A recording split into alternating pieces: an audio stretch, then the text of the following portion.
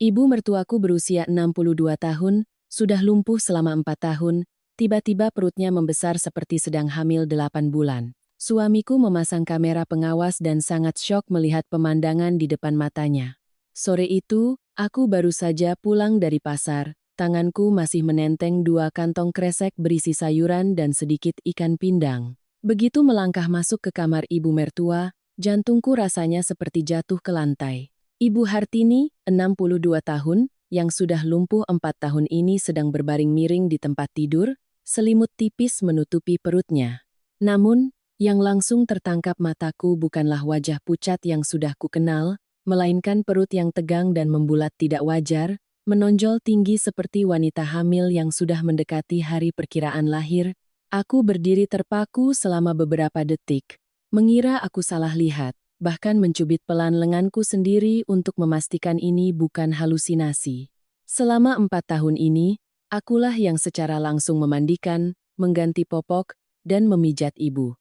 Bagaimana kondisi tubuh ibu, aku hafal setiap lekuk urat dan dagingnya. Perut ini sama sekali tidak normal. Aku menjatuhkan kantong sayur ke lantai, berlari keluar dan berteriak keras, "Mas Bayu, cepat ke sini." Suamiku berlari masuk dari teras. Belum sempat bertanya ada apa, dia sudah tertegun saat melihat ibunya. Langkahnya melambat, suaranya terbata-bata. Tidak mungkin, ibu sudah lumpuh 4 tahun. Kenapa perutnya bisa begini? Aku melihat tangannya gemetar saat menyingkap selimut untuk melihat lebih jelas. Wajahnya tampak pucat pasi, kamar itu tiba-tiba terasa pengap.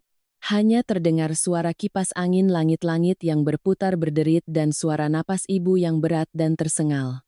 Tepat pada saat itu, ayah mertuaku, Pak Burhan, masuk dari halaman depan. Dia melihat sekilas lalu mengerutkan kening, suaranya ketus, "Sudah tua, perut membesar apa anehnya? Kalian ini ribut-ribut seperti ada kebakaran saja." Aku menoleh menatapnya, menantikan sedikit kekhawatiran, sedikit kepanikan dari seorang suami yang telah puluhan tahun hidup bersama.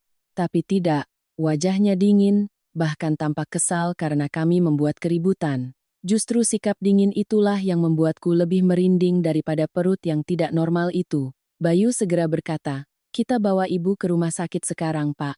Kondisi seperti ini tidak beres." Tapi Pak Burhan mengibaskan tangannya, suaranya tegas, "Ke rumah sakit itu mahal. Saya sudah panggil orang pintar untuk melihatnya. Katanya cuma penumpukan cairan, minum ramuan beberapa hari juga sembuh." Mendengar kata penumpukan cairan, hatiku terasa nyeri. Jika itu penumpukan cairan, mengapa ibu begitu sesak napas? Mengapa perutnya keras seperti batu? Aku membungkuk di samping tempat tidur, melihat di sudut meja ada semangkuk bubur yang masih hangat dan botol jamu tanpa label. Di tutup botolnya masih menempel beberapa butir bubuk putih yang kasar, hawa dingin menjalar di sepanjang tulang punggungku. Ibu mertuaku merintih pelan, bibirnya membiru, tangannya yang kurus kering gemetar terulur, menarik pelan ujung bajuku. Aku membungkuk mendekat, melihat matanya yang merah menatapku penuh permohonan. Beliau berusaha membuka mulut tetapi hanya mengeluarkan suara-suara yang tidak jelas, tidak membentuk kata. Tatapan itu seolah ingin mengatakan sesuatu, seolah ingin memberitahuku agar jangan mempercayai seseorang. Aku menggenggam erat tangan ibu, tenggorokanku tercekat. Aku berbalik untuk mengambil ponsel, berniat memanggil taksi online untuk membawa ibu ke UGD, tapi Pak Burhan membentak keras, "Kamu itu menantu, jangan lancang, di rumah ini saya yang memutuskan." Saya bilang tidak pergi ya tidak pergi. Kalimat itu seperti tusukan pisau. Aku berdiri diam beberapa detik, berusaha tetap tenang. Bayu menatap ayahnya lalu menatapku, matanya menyiratkan pergulatan batin antara bakti dan kekhawatiran pada ibunya. Suara kasak-kusuk terdengar dari luar gerbang, tetangga mendengar suara kami yang keras, jadi mereka mengintip ke dalam. Aku mendengar jelas seseorang berbisik, "Ya ampun, Bu Hartini perutnya besar seperti orang hamil tuh." Telingaku terasa panas. Aku tidak takut omongan orang tentang diriku, tapi aku takut mereka menjadikan ibu sebagai bahan gunjingan. Seorang wanita berusia 62 tahun, lumpuh 4 tahun, sekarang dibicarakan seperti itu, sakit sekali rasanya. Aku kembali ke tempat tidur, menarik selimut menutupi perut ibu, seolah ingin menutupi semua omongan miring di luar sana. Bayu membungkuk menyentuh kening ibu, suaranya tercekat, "Bu, ibu sakit di mana?" Ibu hanya merintih pelan, air mata mengalir turun ke pelipisnya.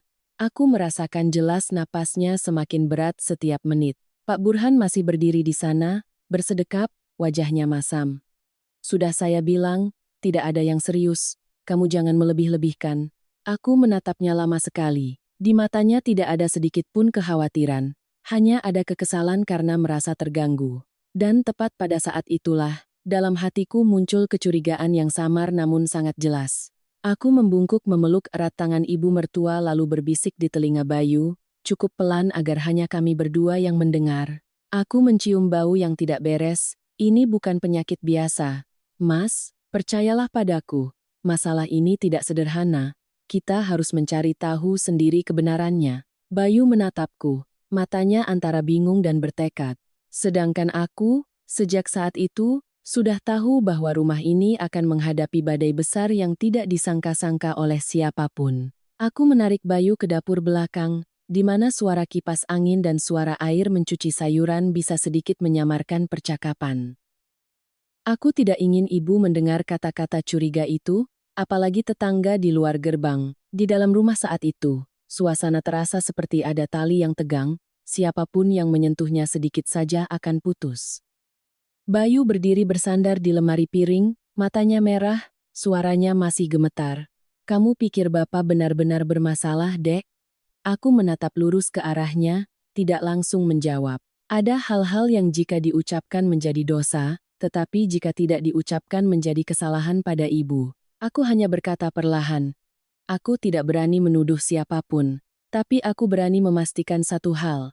Ibu tidak mungkin tiba-tiba perutnya membesar seperti itu. Ibu mertuaku terkena stroke 4 tahun lalu. Waktu itu beliau masih sehat, pagi-pagi masih menyiram tanaman di halaman, siang masih memasak sayur asem. Hanya setelah 1 kali pusing, beliau jatuh, setengah badannya tidak bisa digerakkan. Rumah sakit menyimpulkan stroke, dan sejak itu beliau terbaring di tempat tidur. Awalnya, Pak Burhan masih mondar-mandir mengurusnya, bertanya pada dokter, mengurus biaya rumah sakit. Namun hanya beberapa bulan, aku mulai melihatnya berubah. Dia mudah marah, mudah membentak. Memandang istrinya seperti memandang beban utang. Pernah sekali aku mendengarnya bergumam kalimat yang sampai sekarang masih menghantuiku. "Berbaring terus seperti ini siapa yang sanggup hidup?" Saat itu kupikir dia lelah.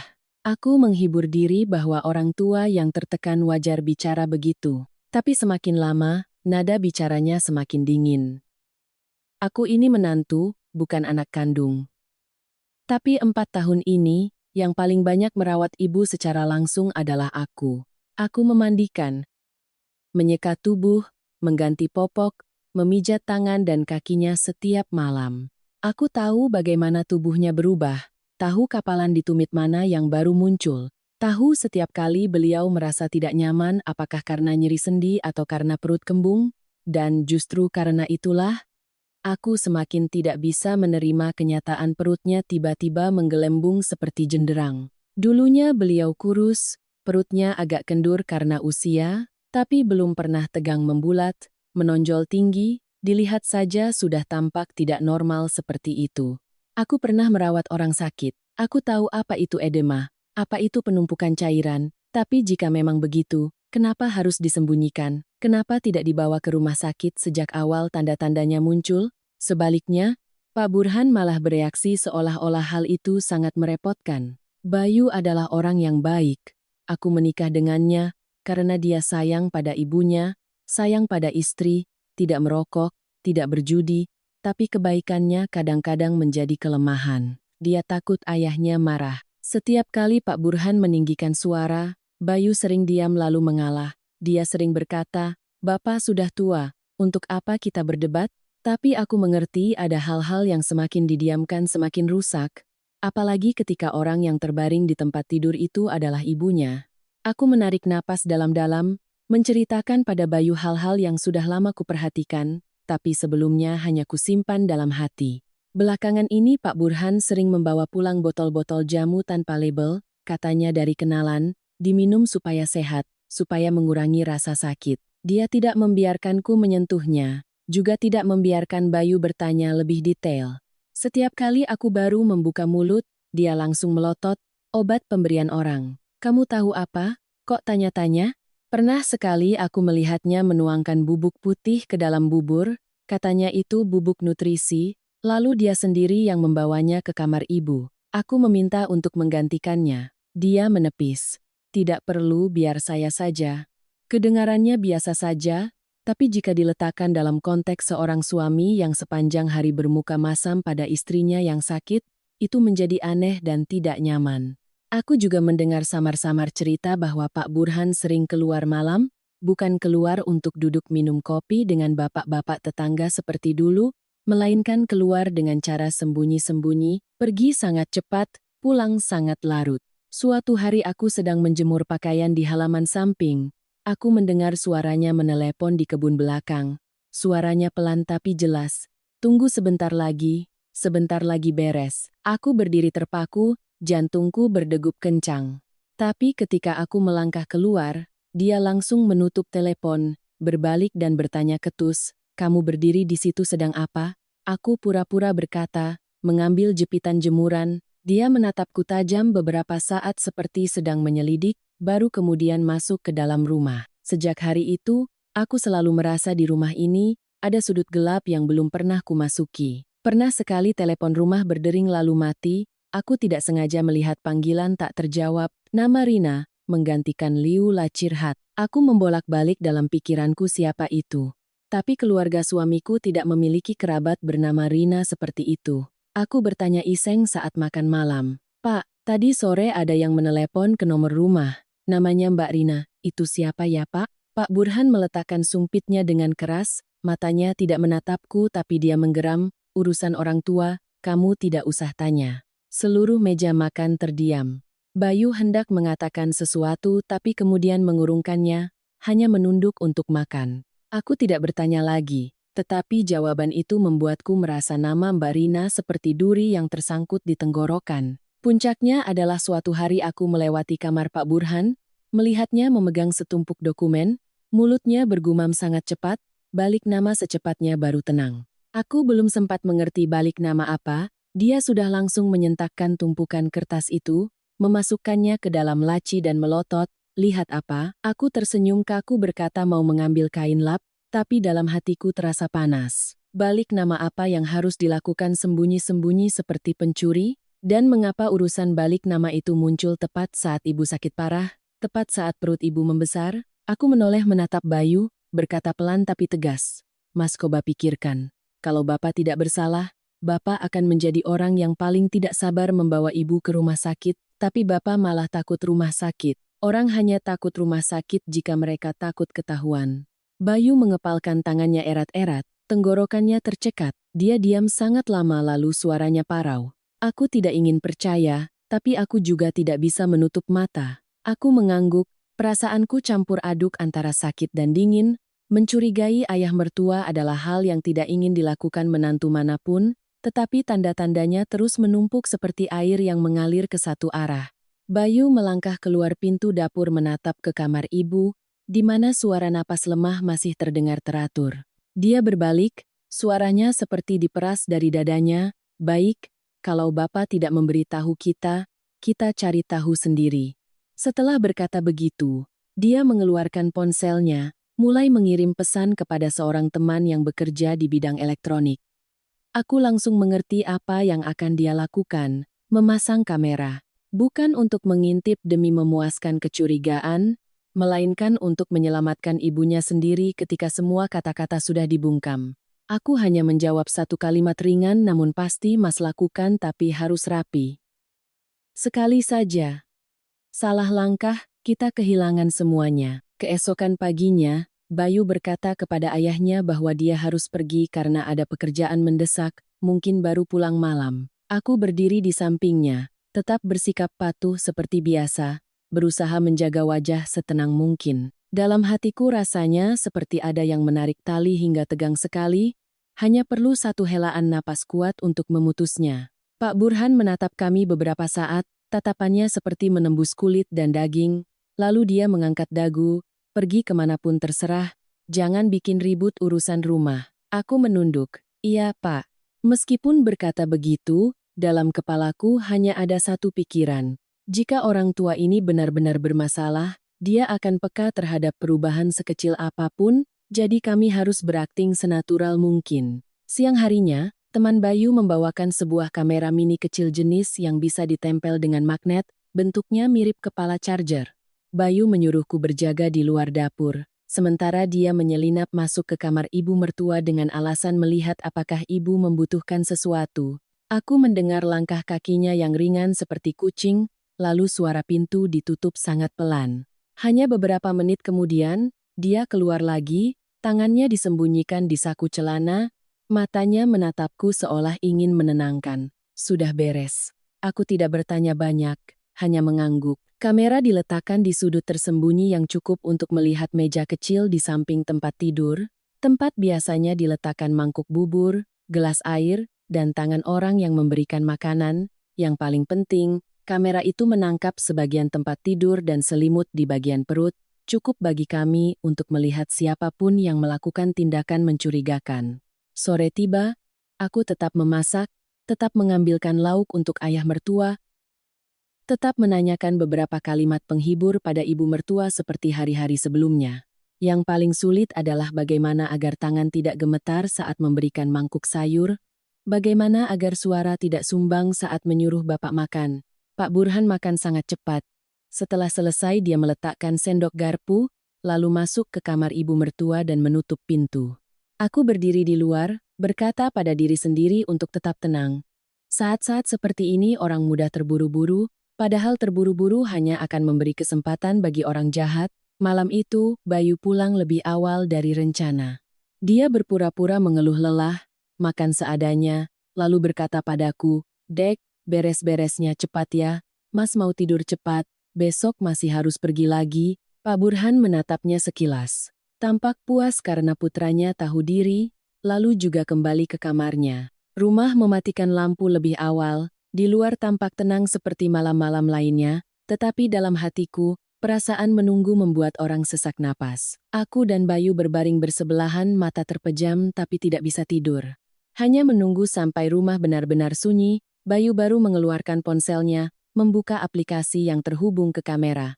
Cahaya biru redup dari layar memantul ke wajahnya, membuat wajah Bayu yang biasanya lembut menjadi tegang dan kaku. Aku duduk, bersandar di kepala tempat tidur, menarik selimut untuk menutupi cahaya agar tidak bocor keluar. Bayu mengatur volume ke yang paling kecil. Kami menatap layar seperti dua orang yang sedang melihat ke dalam sumur gelap. Setiap suara berderit di halaman, setiap suara angin yang berhembus melalui celah pintu membuatku terlonjak. Aku mendengar jelas detak jantungku sendiri di telinga, dalam kepalaku terus mengingatkan diri sendiri, jangan berharap, jangan menenangkan diri, lihat saja kebenarannya meskipun kebenaran itu seburuk apapun. Menjelang subuh, ketika aku mengira semuanya akan berlalu dalam keheningan, pintu kamar ibu mertua tiba-tiba terbuka. Di layar muncul sosok Pak Burhan berjalan sangat pelan, di tangannya memegang semangkuk bubur dan bungkusan kecil berwarna putih. Dia meletakkan mangkuk di atas meja, membungkuk untuk membuka bungkusan itu. Aku melihat jelas setiap gerakannya yang lambat dan hati-hati, seperti orang yang sudah terbiasa melakukannya. Dia menuangkan bubuk ke dalam bubur, mengaduknya dengan sangat teliti, mengaduk sampai permukaan bubur menjadi kental, lalu berhenti dan melihat sekeliling seolah takut ada yang berdiri di belakangnya. Hanya satu detail itu saja, aku sudah merasa merinding. Orang yang tidak bersalah tidak akan mengaduk bubur seperti mengaduk kejahatan. Pak Burhan menarik kursi dan duduk di dekat tempat tidur.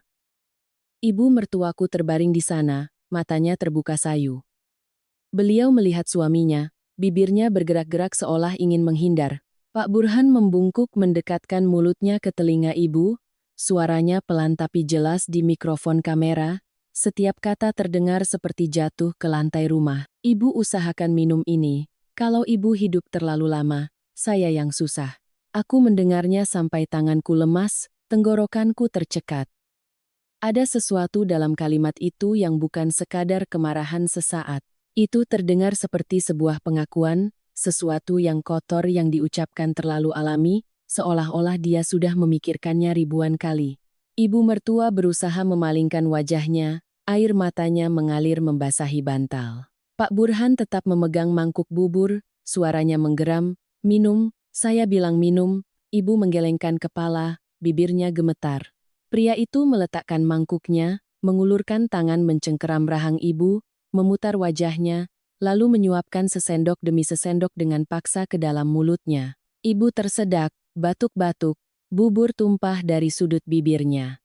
Aku ingin segera bergegas keluar, tapi kakiku seperti terpaku di lantai. Di sampingku, Bayu melompat bangun, matanya merah menyala, tangannya sudah terkepal.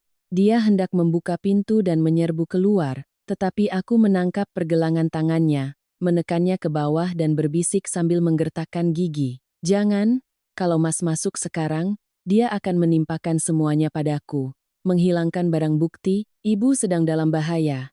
Kita harus menangkapnya dengan kuat." Bayu terengah-engah, bibirnya terkatup rapat sampai berdarah. Tapi dia mendengarkanku, dia bukan pengecut, dia hanya seorang anak yang berusaha menelan kemarahannya untuk menyelamatkan ibunya.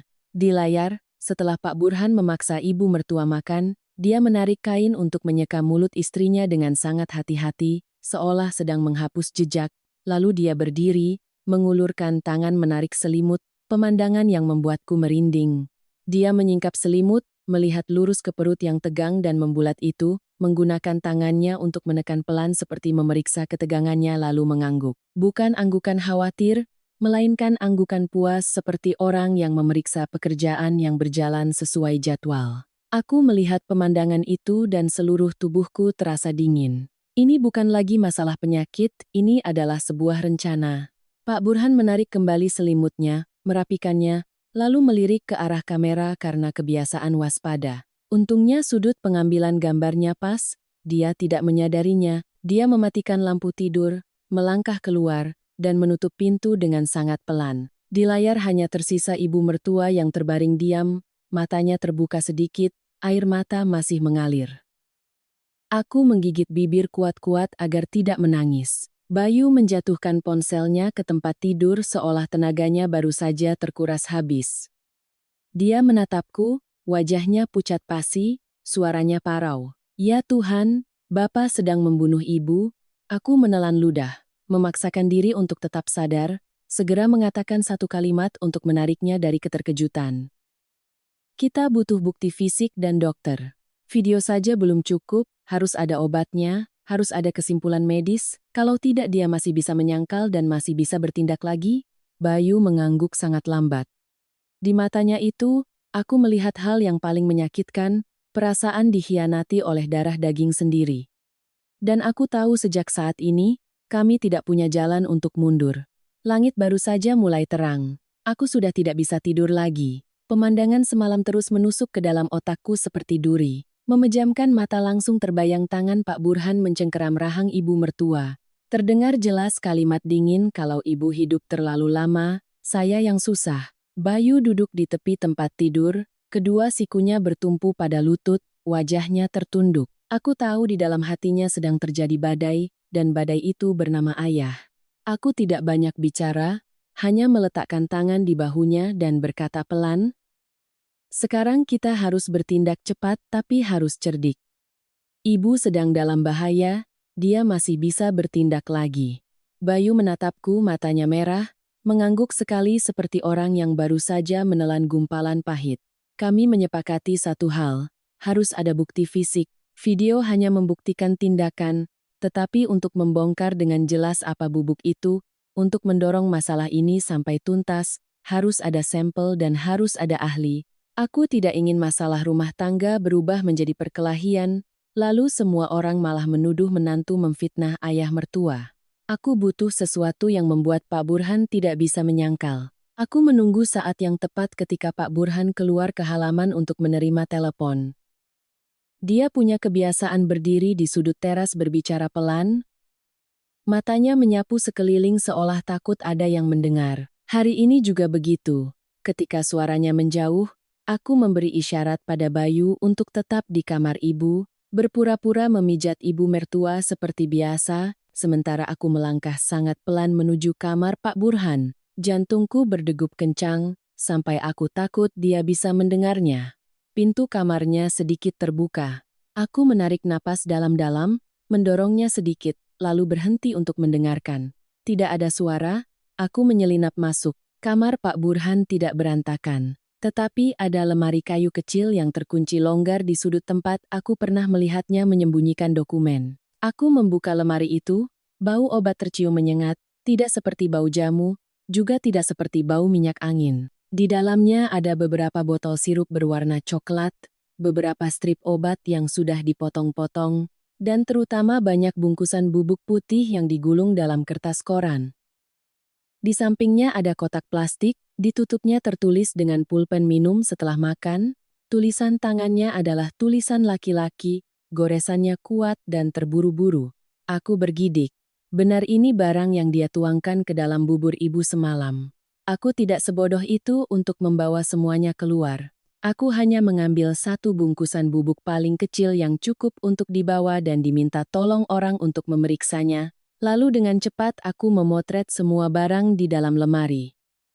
Botol sirup, kotak bertuliskan tangan, bungkusan bubuk lainnya, juga posisi penempatannya. Setelah selesai memotret, aku meletakkannya kembali seperti semula, menutup pintu lemari persis seperti sedia kala. Aku bahkan dengan hati-hati mengelap gagang lemari dengan tisu, takut meninggalkan sidik jari asing yang membuat Pak Burhan curiga. Saat melakukannya, keringat dingin mengalir di batang hidungku. Baru saja hendak berbalik keluar. Mataku tak sengaja melirik ke laci di samping meja. Laci itu sedikit terbuka seolah ada yang menutupnya dengan terburu-buru.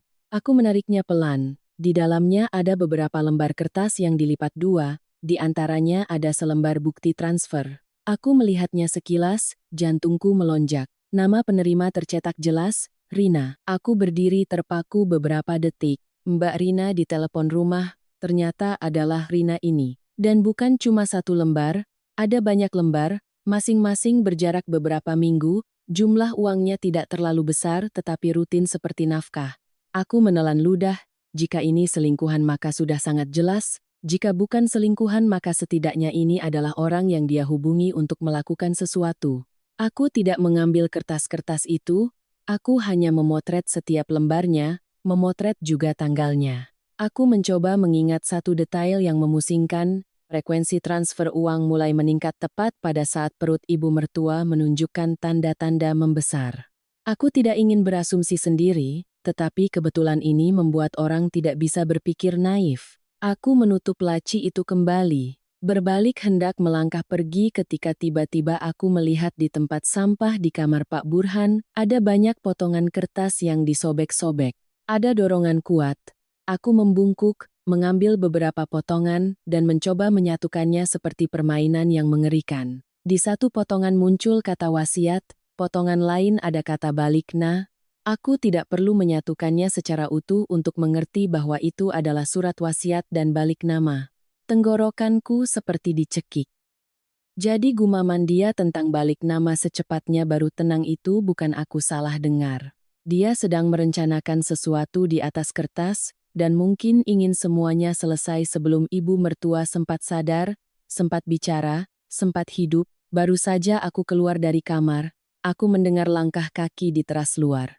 Aku terlonjak kaget, buru-buru melangkah cepat ke dapur, pura-pura mencuci piring. Pak Burhan masuk, melirikku, tatapannya tajam seperti pisau. Kamu siapkan sarapan, jangan keluyuran. Aku menunduk menjawab iya Pak, tapi hatiku sudah punya jawabannya. Dia waspada, dan orang yang waspada biasanya adalah orang yang bersalah. Ketika Pak Burhan sudah tidak terlihat, aku menarik Bayu ke sudut dapur, memperlihatkan foto dan bungkusan bubuk kecil itu padanya. Bayu melihat nama Rina di bukti transfer. Wajahnya berubah warna. Dia menggertakkan gigi, lapor polisi, sekarang sudah cukup buktinya. Aku langsung menggeleng, berbicara pelan tapi tegas. Belum cukup, kita butuh kesimpulan medis. Kalau tidak dia akan menyangkal bahwa itu obat kuat, sementara aku jadi orang yang membesar-besarkan masalah, ibu yang akan dirugikan. Bayu memukul meja dengan keras, matanya merah menyala. Aku mengerti dia sakit hati, tapi aku harus menariknya kembali ke sisi rasional. Aku menelepon Mbak Ratna, kenalan yang bekerja di bidang farmasi. Aku tidak menceritakan semuanya lewat telepon, hanya bilang ada obat aneh, dan minta tolong dia melihatnya sekilas. Mbak Ratna mendengarkan. Dia diam beberapa detik lalu berpesan, "Jangan biarkan siapapun meminumnya lagi. Bubuk jenis ini kelihatannya mirip kelompok obat diuretik atau hormon.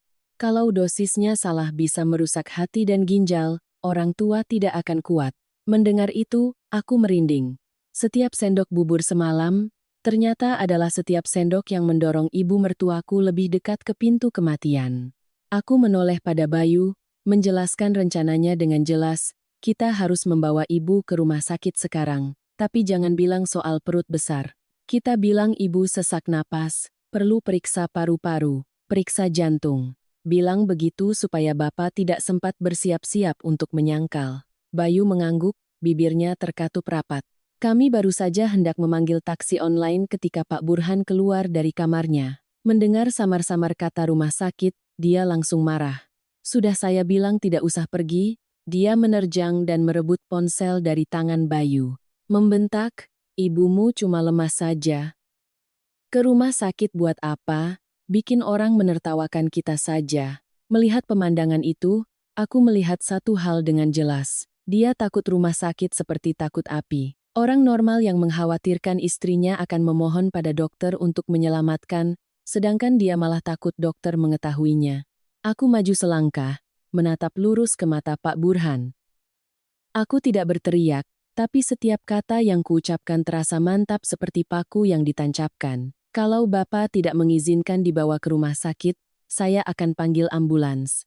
Pak Burhan terdiam, bibirnya berkedut, matanya memancarkan kilatan kebencian yang sangat cepat, lalu dia menekannya dan tersenyum sinis, "Kamu hebat, kamu mau jadi pahlawan di rumah ini ya?" Aku tidak menjawab, hanya kembali masuk ke kamar ibu mertua, menggenggam tangannya erat-erat. Dalam hatiku saat itu hanya ada satu pikiran, meskipun dia sangat membenciku, aku harus membawa ibu keluar dari rumah ini sebelum terlambat. Aku tidak menunggu Pak Burhan berubah pikiran. Begitu melihatnya berbalik ke sudut halaman untuk menerima telepon, aku segera memberi isyarat pada Bayu. Kami berdua seperti sudah berlatih sebelumnya. Satu orang memegang bahu, satu orang memegang kaki, dengan hati-hati membopong ibu mertua dari tempat tidur ke mobil taksi online yang sudah menunggu. Ibu sangat lemah. Tubuhnya ringan seperti lembaran tikar tipis, perutnya yang membulat tegang, saat disentuh terasa keras, membuatku takut sekaligus kasihan. Aku mencoba berbicara pelan agar ibu tenang. "Bu, kita bawa ibu periksa sebentar ya. Ibu coba bernapas teratur ya." Ibu hanya menatapku, matanya sayu tapi masih ada sorot seperti ingin berpegangan. Aku tidak tahu berapa banyak yang bisa beliau dengar, tapi aku tahu beliau sedang berusaha untuk hidup. Sampai di gerbang, aku masih mendengar suara Pak Burhan berbicara di telepon di belakang. "Sudah kubilang jangan bikin ribut." "Iya, biar aku yang urus." Aku bergidik tapi tidak menoleh ke belakang. Di dalam taksi, Bayu duduk di depan dengan tegang, wajahnya kaku. Di perjalanan, dia tidak mengucapkan sepatah kata pun, hanya sesekali melirik ke belakang lewat kaca spion tengah untuk melihat apakah ibu masih bisa bernapas. Aku duduk di samping ibu, menggenggam erat tangannya yang kurus kering, rasanya seperti jika kulepaskan dia akan hanyut. Di kepalaku terus berulang satu kalimat, harus sempat. Harus sempat. Sesampainya di rumah sakit, dokter melihat sekilas dan langsung meminta ibu mertuaku dibawa ke ruang UGD untuk diperiksa segera. Mereka membaringkannya di brankar, memasang alat pemantau detak jantung, mengukur tekanan darah. Suara mesin titit yang teratur terdengar di antara bau obat antiseptik membuat kepalaku pusing. Aku melihat Bayu berdiri menepi di sudut, kedua tangannya terkepal erat, matanya merah. Aku tahu dia takut. Takut ibu meninggal tepat di depan matanya, takut kami terlambat. Aku juga takut, tapi aku tidak boleh ambruk, setidaknya tidak saat ini.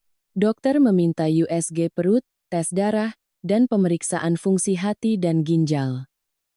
Waktu menunggu hasil terasa selama seumur hidup, aku duduk di koridor, melihat pintu ruang periksa terbuka dan tertutup terus-menerus, hatiku panas seperti terbakar. Sesaat kemudian, dokter memanggil kami berdua masuk. Beliau berbicara singkat, tapi cukup membuat jantungku berhenti berdetak. Ibu mertuaku mengalami asites, penumpukan cairan di perut, tingkat parah, disertai gagal fungsi hati dan ginjal. Beliau juga menatap kami dan bertanya langsung, apakah keluarga memberikan obat yang tidak jelas sumbernya kepada pasien? Orang tua kalau diberi obat sembarangan itu berbahaya. Bayu baru hendak menjawab, tapi aku memotongnya dengan mengangguk. Iya, dok, ada minum beberapa jamu pemberian kenalan. Aku tidak mengatakan siapa yang memberinya. Belum saatnya. Aku hanya ingin dokter fokus menyelamatkan ibu dulu. Dokter berpesan dengan sangat jelas, jika terus mengonsumsi obat yang tidak jelas sumbernya, pasien bisa koma kapan saja.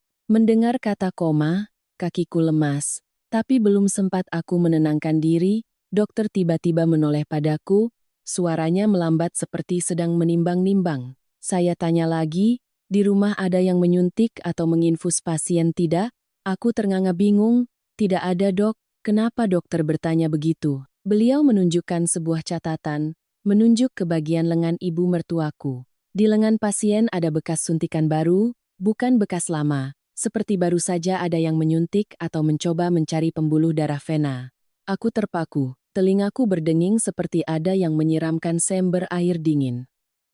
Aku ingat jelas pemandangan di kamera. Ada kalanya Pak Burhan duduk sangat lama di samping tempat tidur ibu mertua, tangannya disembunyikan di belakang punggung lalu membungkuk mendekat. Saat itu aku hanya fokus pada mangkuk bubur dan bungkusan bubuk. Aku mengira dia hanya memaksanya makan. Tapi jika dokter mengatakan ada bekas suntikan baru, berarti selain bubur, apalagi yang dia lakukan? Suntikan diam-diam di malam hari, obat yang tidak langsung mematikan tetapi melemahkan secara perlahan. Aku merasakan tulang punggungku mati rasa. Jika benar begitu, Pak Burhan tidak hanya ingin ibu melemah, tetapi ingin ibu pergi dengan cepat, dengan tenang, tanpa ada yang sempat curiga. Bayu menatapku, bibirnya bergerak-gerak tanpa suara. Bekas suntikan apa maksudnya? Aku menggenggam erat tangannya, berusaha menjaga suara tetap normal agar tidak membuat dokter terlalu curiga. Iya dok, di rumah ada yang merawat, kadang-kadang memijat tangan dan kaki, saya kurang memperhatikan. Setelah berkata begitu, aku menoleh pada dokter dan merendahkan suara, dokter, bisakah bantu saya merahasiakan hal ini? Saya takut di rumah ada orang yang tidak baik. Dokter menatapku beberapa detik lalu mengangguk pelan. Saya mengerti. Sekarang prioritasnya menyelamatkan pasien. Selebihnya keluarga sebaiknya melapor ke pihak berwajib jika buktinya sudah cukup. Aku melangkah keluar ke koridor, tanganku masih dingin. Aku mengambil ponsel dan menelepon Pak Burhan, sesuai cara memadamkan api yang sudah kurencanakan. Aku berusaha berbicara dengan nada lembut, Pak, ibu sedang di rumah sakit, dokter bilang harus diobservasi, butuh keluarga untuk datang menandatangani surat-surat. Ujung telepon di sana hening beberapa detik, kukira dia akan bertanya bagaimana keadaan ibu, apakah berbahaya. Tapi tidak. Pak Burhan bertanya tepat satu kalimat. Suaranya rendah tapi tajam. Dokter ada bilang perutnya seperti orang hamil tidak? Aku berdiri terpaku. Aku menatap Bayu lalu menatap ruang kosong di depanku, rasanya seperti baru saja ditampar langsung oleh kenyataan. Bayu juga mendengar kalimat itu karena aku menyalakan speaker kecil. Dia tidak percaya, matanya terbelalak, bibirnya gemetar. Aku mematikan speaker, menahan suara, Bapak datang saja ke rumah sakit nanti kita bicara. Pak Burhan menggeram, saya sibuk, kamu saja yang tanda tangan. Lalu dia menutup telepon dengan bunyi klik yang dingin. Aku memegang ponsel dengan tangan gemetar. Seorang suami mendengar kabar istrinya kritis tapi hanya bertanya apakah perutnya seperti orang hamil. Jika tidak ada rencana jahat, lalu apa? Aku segera kembali menemui dokter. Dok, saya minta salinan hasil tes dan dokumen terkait. Aku tidak meminta sesuatu yang berlebihan, hanya meminta hal-hal yang menjadi hak keluarga agar nantinya punya dasar. Aku juga meminta perawat mencatat dengan cermat bagian bekas suntikan baru itu agar tidak terlewatkan. Setiap lembar kertas yang kupegang saat itu bukan lagi sekadar kertas, melainkan jalan hidup ibu mertuaku. Ketika aku kembali ke ruang tunggu, aku melihat Bayu berdiri terpaku di dekat jendela koridor, wajahnya pucat pasi, seperti kehilangan jiwa. Dia menyodorkan ponselnya padaku untuk dilihat. Di layar muncul pesan singkat dari nomor asing. Hanya berisi satu kalimat. Mau ibumu hidup, tahu dirilah. Jangan macam-macam dengan Pak Burhan. Aku selesai membacanya, tenggorokanku terasa kering. Aku menatap Bayu lalu menatap ke arah ruang UGD tempat ibu mertua terbaring. Pada saat itu, aku sangat mengerti bahwa masalah ini bukan hanya tentang Pak Burhan, di belakangnya masih ada tangan lain yang sedang mengawasi kami, sedang mengancam untuk membungkam kami. Dan sejak saat itu, permainan ini bukan lagi sekadar masalah rumah tangga.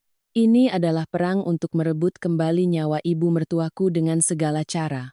Pesan dari nomor asing terpampang jelas di layar seperti tamparan dingin di wajah. Aku selesai membacanya tidak langsung bicara, hanya diam-diam mencengkeram ponsel lalu menarik Bayu ke arah tangga darurat di ujung koridor. Di sana jarang ada orang lewat. Suara langkah kaki dan pengeras suara panggilan pasien juga teredam oleh tembok beton. Bayu menatapku, matanya merah dan penuh kebencian, bertanya dengan nada menggeram, siapa yang kirim? Aku memperlihatkan pesan itu padanya, hanya satu kalimat itu saja membuat urat lehernya menonjol, mau ibumu hidup, tahu dirilah. Jangan macam-macam dengan Pak Burhan. Bayu menggertakkan gigi, hendak berbalik dan berlari langsung ke ruangan dokter, tapi aku menangkap tangannya, menariknya ke bawah. Mas jangan bikin keributan.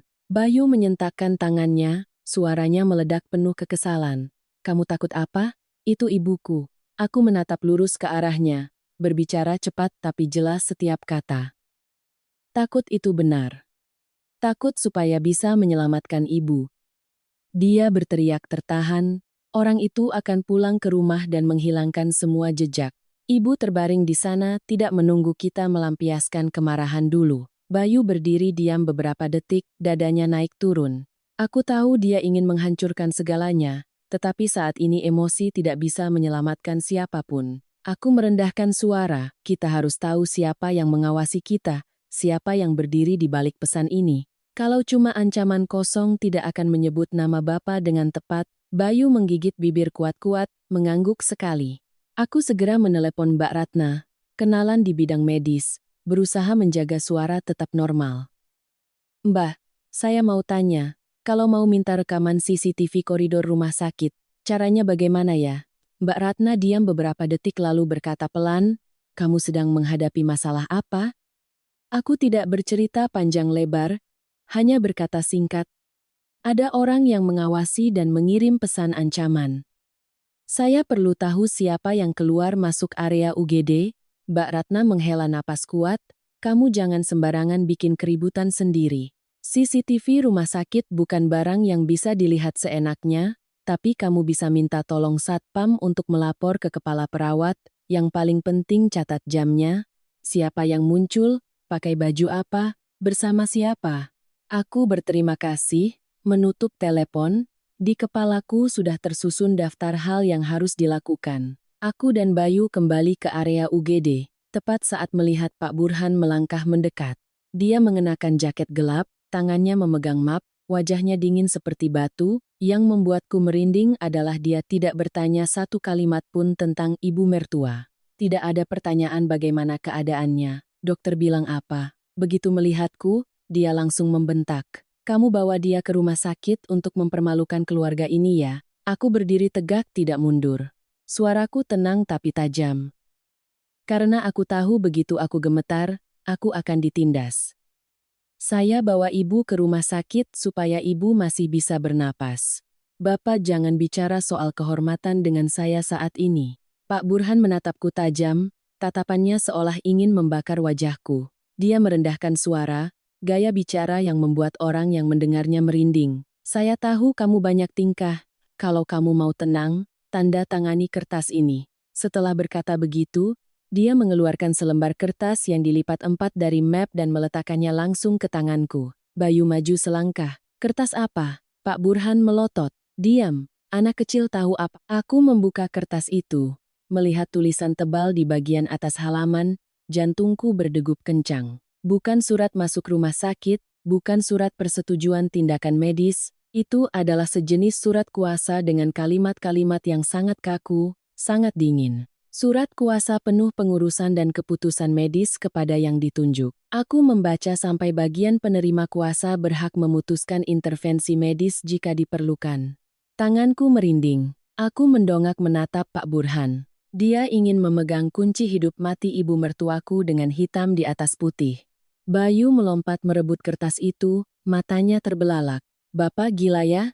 Ibu masih hidup kok Bapak minta tanda tangan beginian? Pak Burhan menggeram satu persatu kata, saya ini suaminya, saya punya hak. Aku mendengar kata hak itu rasanya ingin muntah. Hak apa ketika dia baru saja terekam kamera sedang memaksa ibu meminum obat aneh? Aku menarik kembali kertas itu ke arahku, menatap Pak Burhan lalu mengatakan satu kalimat yang sangat tegas. Bapak anggap ibu ini barang ya? Main tanda tangan saja? Pak Burhan tersenyum sinis, kamu jangan sok dramatis. Darah di tubuhku mendidih, aku tidak mau berdebat lagi. Aku merobek kertas itu menjadi 2 tepat di depan wajahnya, merobeknya lagi, lalu menjatuhkan sobekan kertas itu ke lantai seperti menjatuhkan sesuatu yang kotor. Seluruh koridor hening, beberapa orang menoleh melihat. Pak Burhan pucat pasi sesaat lalu menerjang, mendekatkan wajahnya ke wajahku, suaranya mendesis di sela-sela gigi, kamu robek, kamu tanggung akibatnya. Aku tidak menghindar, hanya menatap lurus. Akibat apapun saya terima, tapi saya tidak akan membiarkan Bapak membunuh ibu dengan selembar kertas. Tepat pada saat itu, suara napas berat dan tersengal terdengar dari ruang UGD. Perawat memanggil, keluarga, masuk 1 orang. Aku bergegas masuk lebih dulu, Bayu mengikuti di belakang. Ibu mertuaku terbaring di tempat tidur, wajahnya pucat pasi, bibirnya ungu, matanya terbuka sedikit seolah menatapku. Tangannya yang gemetar mencengkeram ujung bajuku, lemah sekali seperti sehelai daun yang menyentuh. Aku membungkuk mendekat untuk mendengarnya berusaha mengeluarkan beberapa suara terputus-putus. Napasnya berat seperti menarik setiap serat otot. Lalu matanya terbelalak sedikit. Tangannya terkulai lemas, tubuhnya menjadi lunak. Aku panik memanggil, Bu, Ibu. Perawat segera mendorongku menjauh. Dokter bergegas memeriksa. Aku berdiri di samping, hatiku seperti diremas hancur. Dalam momen itu, nama Rina seperti terpaku di kepalaku. Aku tidak perlu berpikir lama. Rina adalah nama yang kufoto di bukti transfer, adalah Mbak Rina misterius di telepon rumah, adalah orang yang berdiri di balik pesan ancaman itu. Aku menoleh ke pintu, melihat Pak Burhan masih berdiri di sana, tidak panik, tidak khawatir, hanya melihat ke dalam seperti orang menonton drama yang sedang mencapai klimaks. Aku melangkah mendekat, suaraku parau karena marah dan takut. Bapak barusan bilang saya tanggung akibatnya. Atau Bapak memang ingin mendorong ibu pergi lebih cepat? Pak Burhan melotot tetapi hanya sesaat. Lalu dia tersenyum sinis, berbicara sangat pelan agar hanya aku yang mendengar. Kalau kamu tahu diri, ibumu masih ada kesempatan. Aku dingin dari ujung kepala sampai ujung kaki. Itu bukan lagi ancaman. Itu adalah tawar-menawar dengan nyawa manusia. Bayu berlari keluar dari ruangan, matanya merah, suaranya tercekat. Pak, Bapak melakukan apa sih? Pak Burhan menoleh, langsung mengubah nada suaranya, memainkan peran ayah yang tegas. Saya melakukan apa? Saya datang mengurus ibumu, sedangkan istrimu malah bikin onar. Aku melihat caranya mengubah wajah, rasanya ngeri. Aku mengerti sejak saat ini, kami tidak hanya harus menyelamatkan ibu, tetapi juga harus bertarung dengan seseorang yang kejam sekaligus pandai bersandiwara, dan pertarungan itu baru saja dimulai. Bayu seperti hendak mengamuk. Setelah kalimat ayahnya tahu diri maka masih ada kesempatan itu. Dia menerjang hendak mencengkeram kerah baju Pak Burhan tepat di tengah koridor.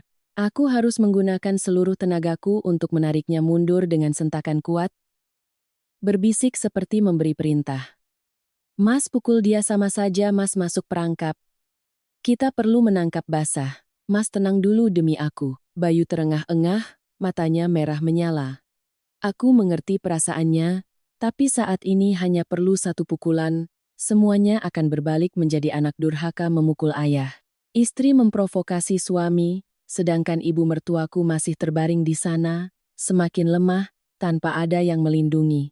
Aku segera menelepon kembali Mbak Ratna, berkata sangat singkat, "Mbak, tolong bantu saya satu hal, ibu saya sedang dalam bahaya. Saya curiga ada yang memberi obat, tolong bilang ke dokter jaga agar membatasi keluarga memberi makan minum sembarangan, dan terutama jangan biarkan siapapun menyentuh selang infus." Mbak Ratna langsung menjawab, "Kamu tunggu di situ. Saya segera ke sana." Aku menutup telepon, menoleh pada Bayu. "Mas jangan beranjak dari koridor ini. Semua orang yang keluar masuk Mas harus perhatikan baik-baik. Aku akan bicara dengan dokter." Mbak Ratna datang dengan cepat. Dia menarik kepala perawat ke sudut, bertukar beberapa kalimat. Aku berdiri di samping, menunjuk ke tangan ibu mertua, berbicara cukup keras agar orang yang bertanggung jawab mendengar. "Dokter bilang ada bekas suntikan baru, di keluarga saya ada orang yang mencurigakan, saya mohon rumah sakit bantu saya melindungi pasien." Kepala perawat menatapku, tatapannya menjadi serius lalu mengangguk, "Baik." Sementara hanya satu anggota keluarga yang diizinkan masuk. Semua tindakan harus dilakukan oleh tenaga medis. Aku menghela napas lega tapi masih belum berani bersantai. Pak Burhan berdiri tidak jauh dari situ. Mendengar samar-samar kata mencurigakan, bekas suntikan, memberi obat, wajahnya langsung gelap. Dia mendekat, suaranya hampir seperti jeritan. "Menantu macam apa memfitnah ayah mertua? Kamu mau saya mati karena malu ya?" Di sekitar situ ada beberapa keluarga pasien lain, mereka menoleh melihat, mata mereka penasaran. Aku tahu dia sedang berusaha menarik massa ke pihaknya, mengubahku menjadi orang yang kurang ajar sebelum aku sempat memberikan bukti. Aku tidak berteriak, juga tidak berdebat panjang lebar. Aku menatap lurus padanya, mengucapkan satu kalimat biasa tapi cukup menusuk. "Bapak tidak malu karena saya bicara, Bapak malu karena Bapak yang berbuat." Pak Burhan melotot, tangannya terangkat seperti hendak menampar, tapi kemudian diturunkan karena ada perawat dan orang luar yang melihat. Dia mengubah taktik secepat kilat, menoleh pada Bayu, "Kamu dengar istrimu bicara tidak? Dia mau memecah belah keluarga ini." Bayu bibirnya gemetar tapi tidak menjawab. Dia hanya menatap ayahnya dengan tatapan yang belum pernah kulihat sebelumnya, antara sakit hati, curiga, dan jijik. Aku mengerti, kata-kata saja tidak cukup. Jika hari ini tidak ada bukti yang jelas, Pak Burhan akan terus bersandiwara, terus menyangkal, terus mencari cara untuk bertindak saat kami lengah. Aku mendekatkan mulut ke telinga Bayu, berkata cepat, "Malam ini dia akan kembali. Orang seperti itu tidak akan menyerah, kita harus membiarkannya membuka kedoknya sendiri." Bayu menatapku terkejut. "Rencanamu bagaimana?" Aku menjawab, "Aku akan jadi umpan. Mas jaga koridor, aku jaga di dalam kamar dengan caraku sendiri." Malam turun, rumah sakit menjadi lebih sepi, tetapi kesepian itu justru menakutkan. Aku berpura-pura bilang pada perawat mau ke kantin membeli bubur, lalu benar-benar pergi tapi tidak turun sepenuhnya.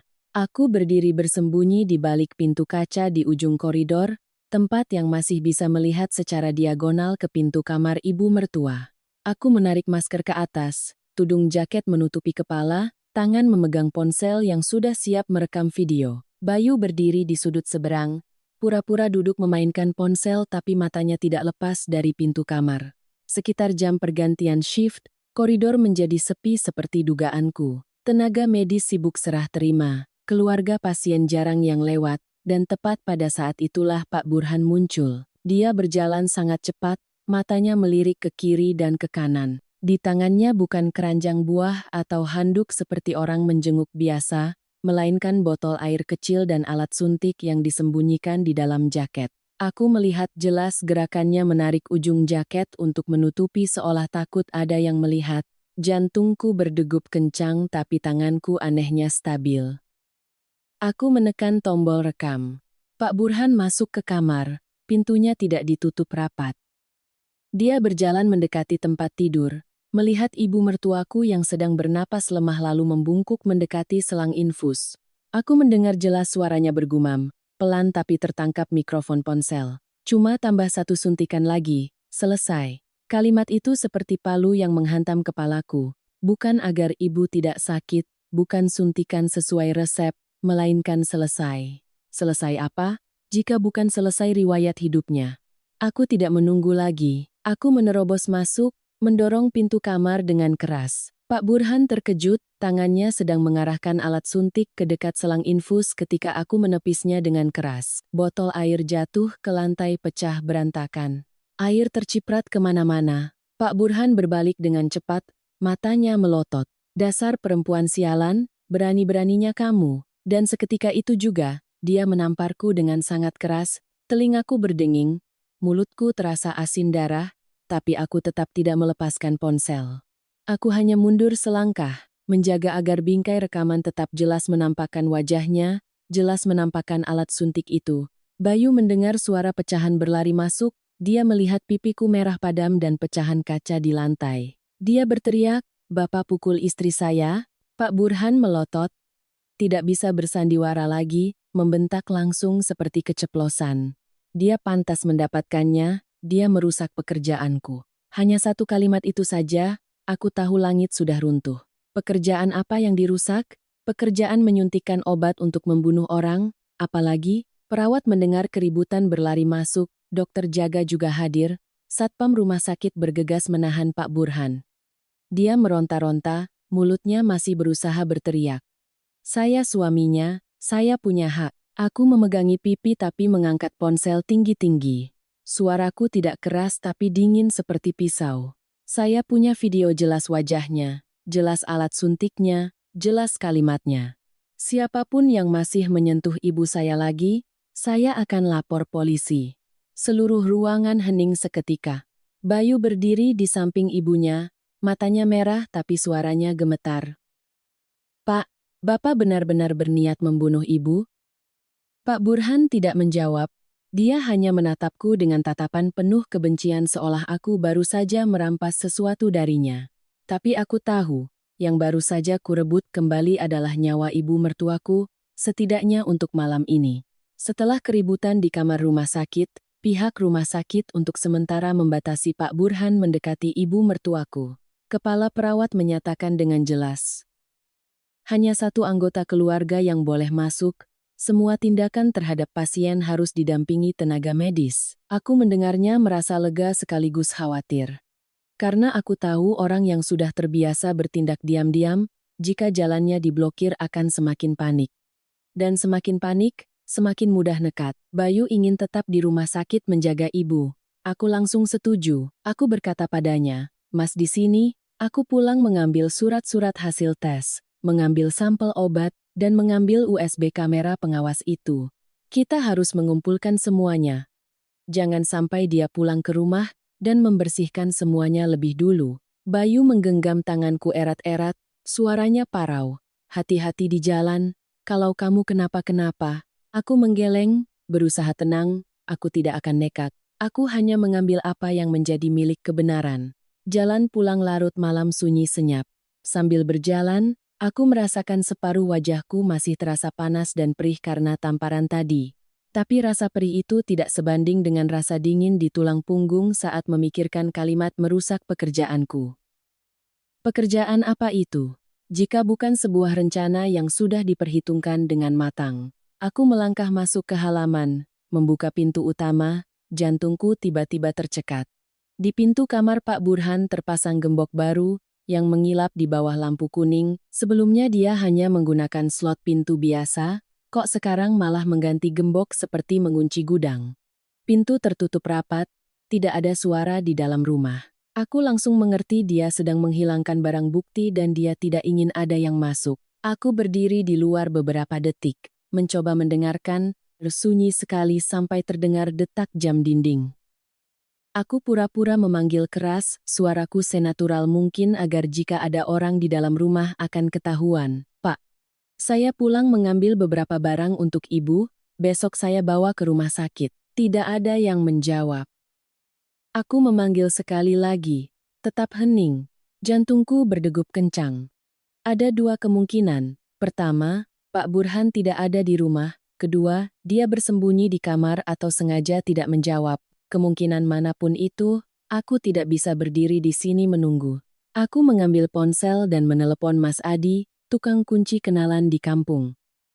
Aku bicara sangat singkat, tidak menceritakan masalahnya panjang lebar. Mas Adi, kunci kamar saya macet, butuh dibuka segera. Mas bisa ke sini bantu saya tidak? Mas Adi terdengar mengantuk tapi tetap mengiyakan. Oke, 15 menit lagi. Aku berdiri menunggu di ruang tamu, tanganku tak henti-hentinya meremas ponsel. Dalam kepalaku terus mengingatkan diri sendiri, jangan bikin keributan, jangan sampai tetangga berdatangan, yang kubutuhkan adalah bukti, bukan pertengkaran. Mas Adi datang melihat gembok baru itu, mengerutkan kening, gemboknya baru diganti ya Mbak. Aku mengangguk dan berkata pelan, Mas tolong bukakan, tapi Mas berdiri di luar saja. Saya masuk sendiri, urusan rumah tangga saya agak rumit. Mas Adi menatapku sekilas, sepertinya mengerti situasinya, tidak bertanya lebih lanjut. Hanya beberapa kali utak-atik, gembok itu terbuka. Aku mendorong pintu kamar Pak Burhan. Jantungku rasanya mau melompat keluar dari dada, bau obat dan bau kertas tua menyeruak keluar.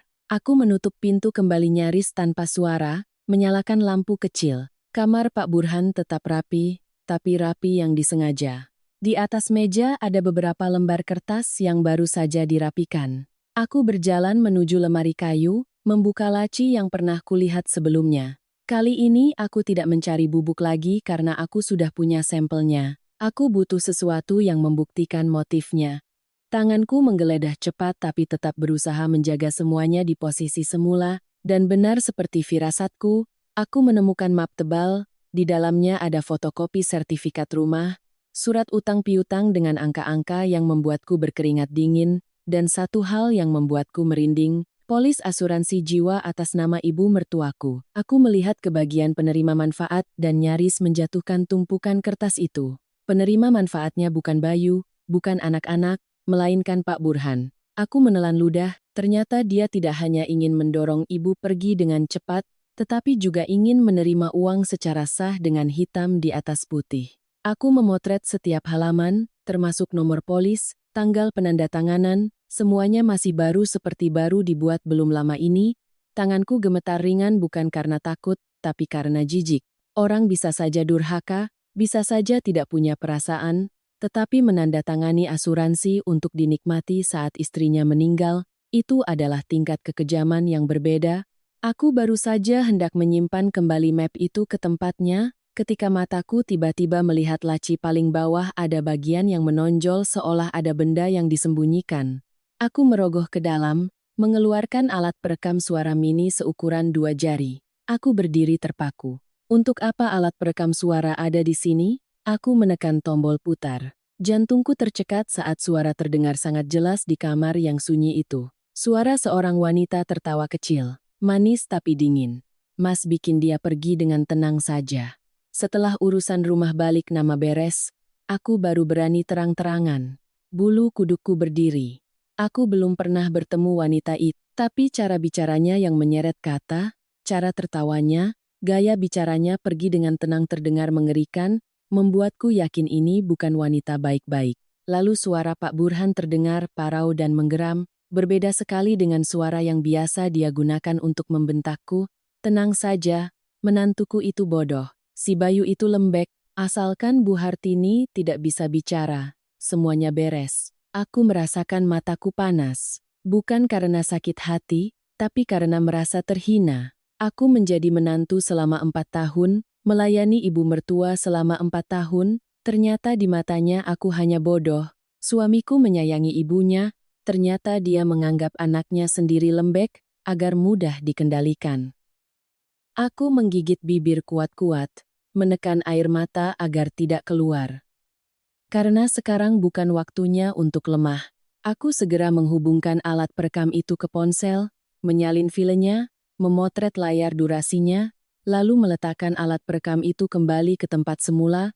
Aku tidak mengambil aslinya karena aku tahu jika dia menyadari alat perekamnya hilang, dia akan langsung mengerti ada orang yang masuk. Aku juga menyimpan map itu kembali seperti semula. menutup laci seolah tidak pernah dibuka. Aku bersiap melangkah keluar ketika tiba-tiba terdengar suara logam berdenting di luar pintu. Suara kunci. Aku membeku. Semua pikiranku hanya sempat memunculkan satu kalimat, dia pulang.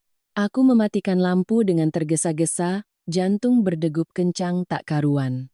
Dalam kegelapan, aku menyelinap cepat ke sudut lemari pakaian, menarik pintu lemari hingga tertutup sedikit. Bau kain lama dan bau kapur barus menyeruak ke hidung, tapi aku tidak berani bernapas kuat.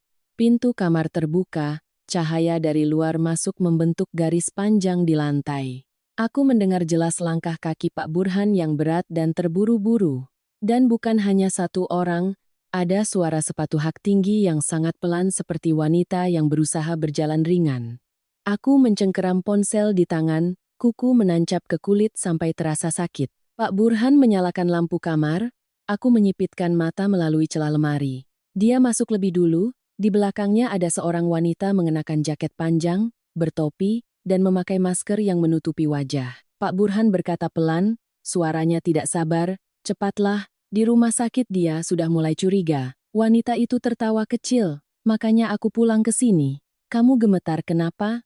Lalu dia menurunkan tangannya untuk membuka maskernya. Aku terdiam kaku. Wajah itu belum pernah kutemui secara langsung, tapi nama di bukti transfer, Mbak Rina di telepon rumah, dan suara di alat perekam cocok dengan sempurna. Itu adalah Rina. Rina melihat sekeliling kamar seperti orang yang sedang memeriksa barang dagangan, lalu melirik Pak Burhan dan mengatakan satu kalimat yang ringan tapi membuatku dingin sampai ke tulang, malam ini, aku ke rumah sakit untuk menyelesaikannya ya.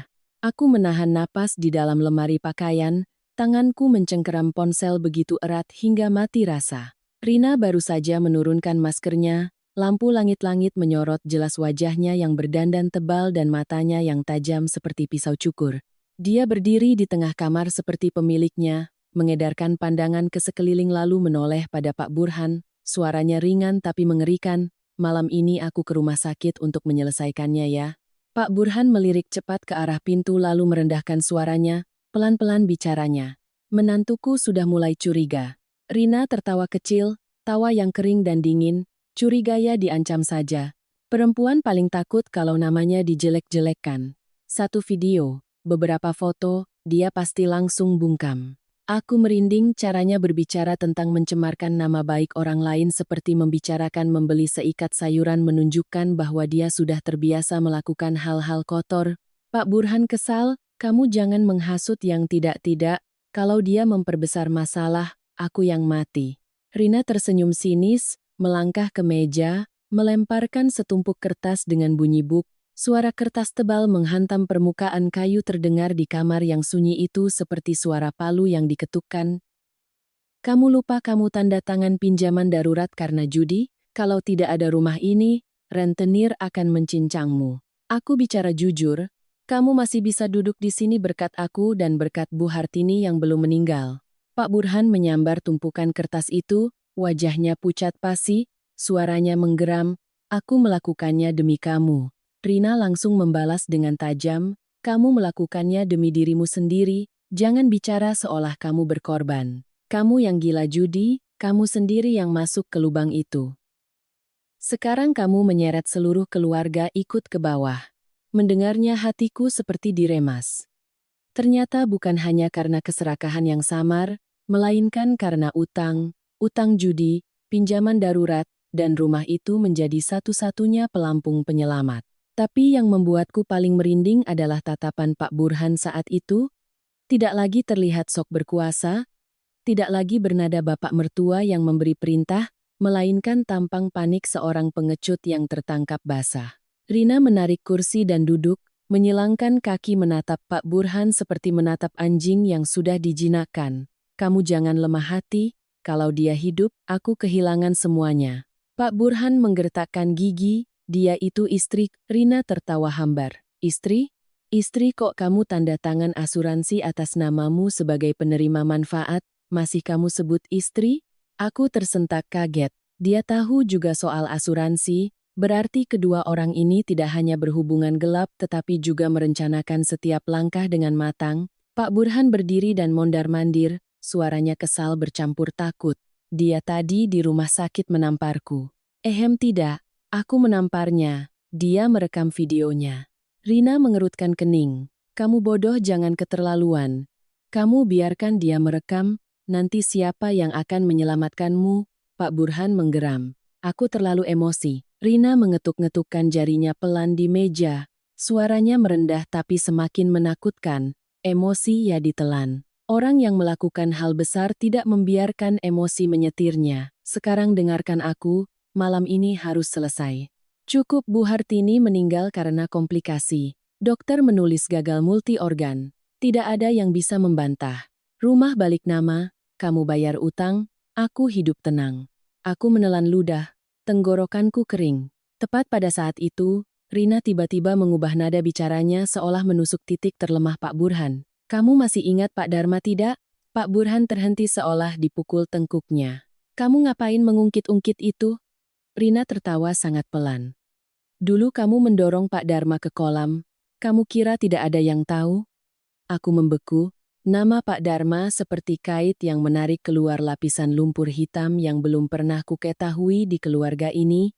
Pak Burhan pucat pasi, matanya bergerak liar, suaranya hilang. Kamu bicara apa? Rina menyandarkan punggungnya di kursi, tenang sampai pada titik kejam. Aku bicara tentang hal yang kamu sembunyikan belasan tahun ini. Kamu bertengkar karena uang. Kamu mendorong orang itu ke air, lalu kamu pura-pura menangis seperti orang yang tidak bersalah. Kalau aku tidak punya bukti, aku tidak akan berani bicara.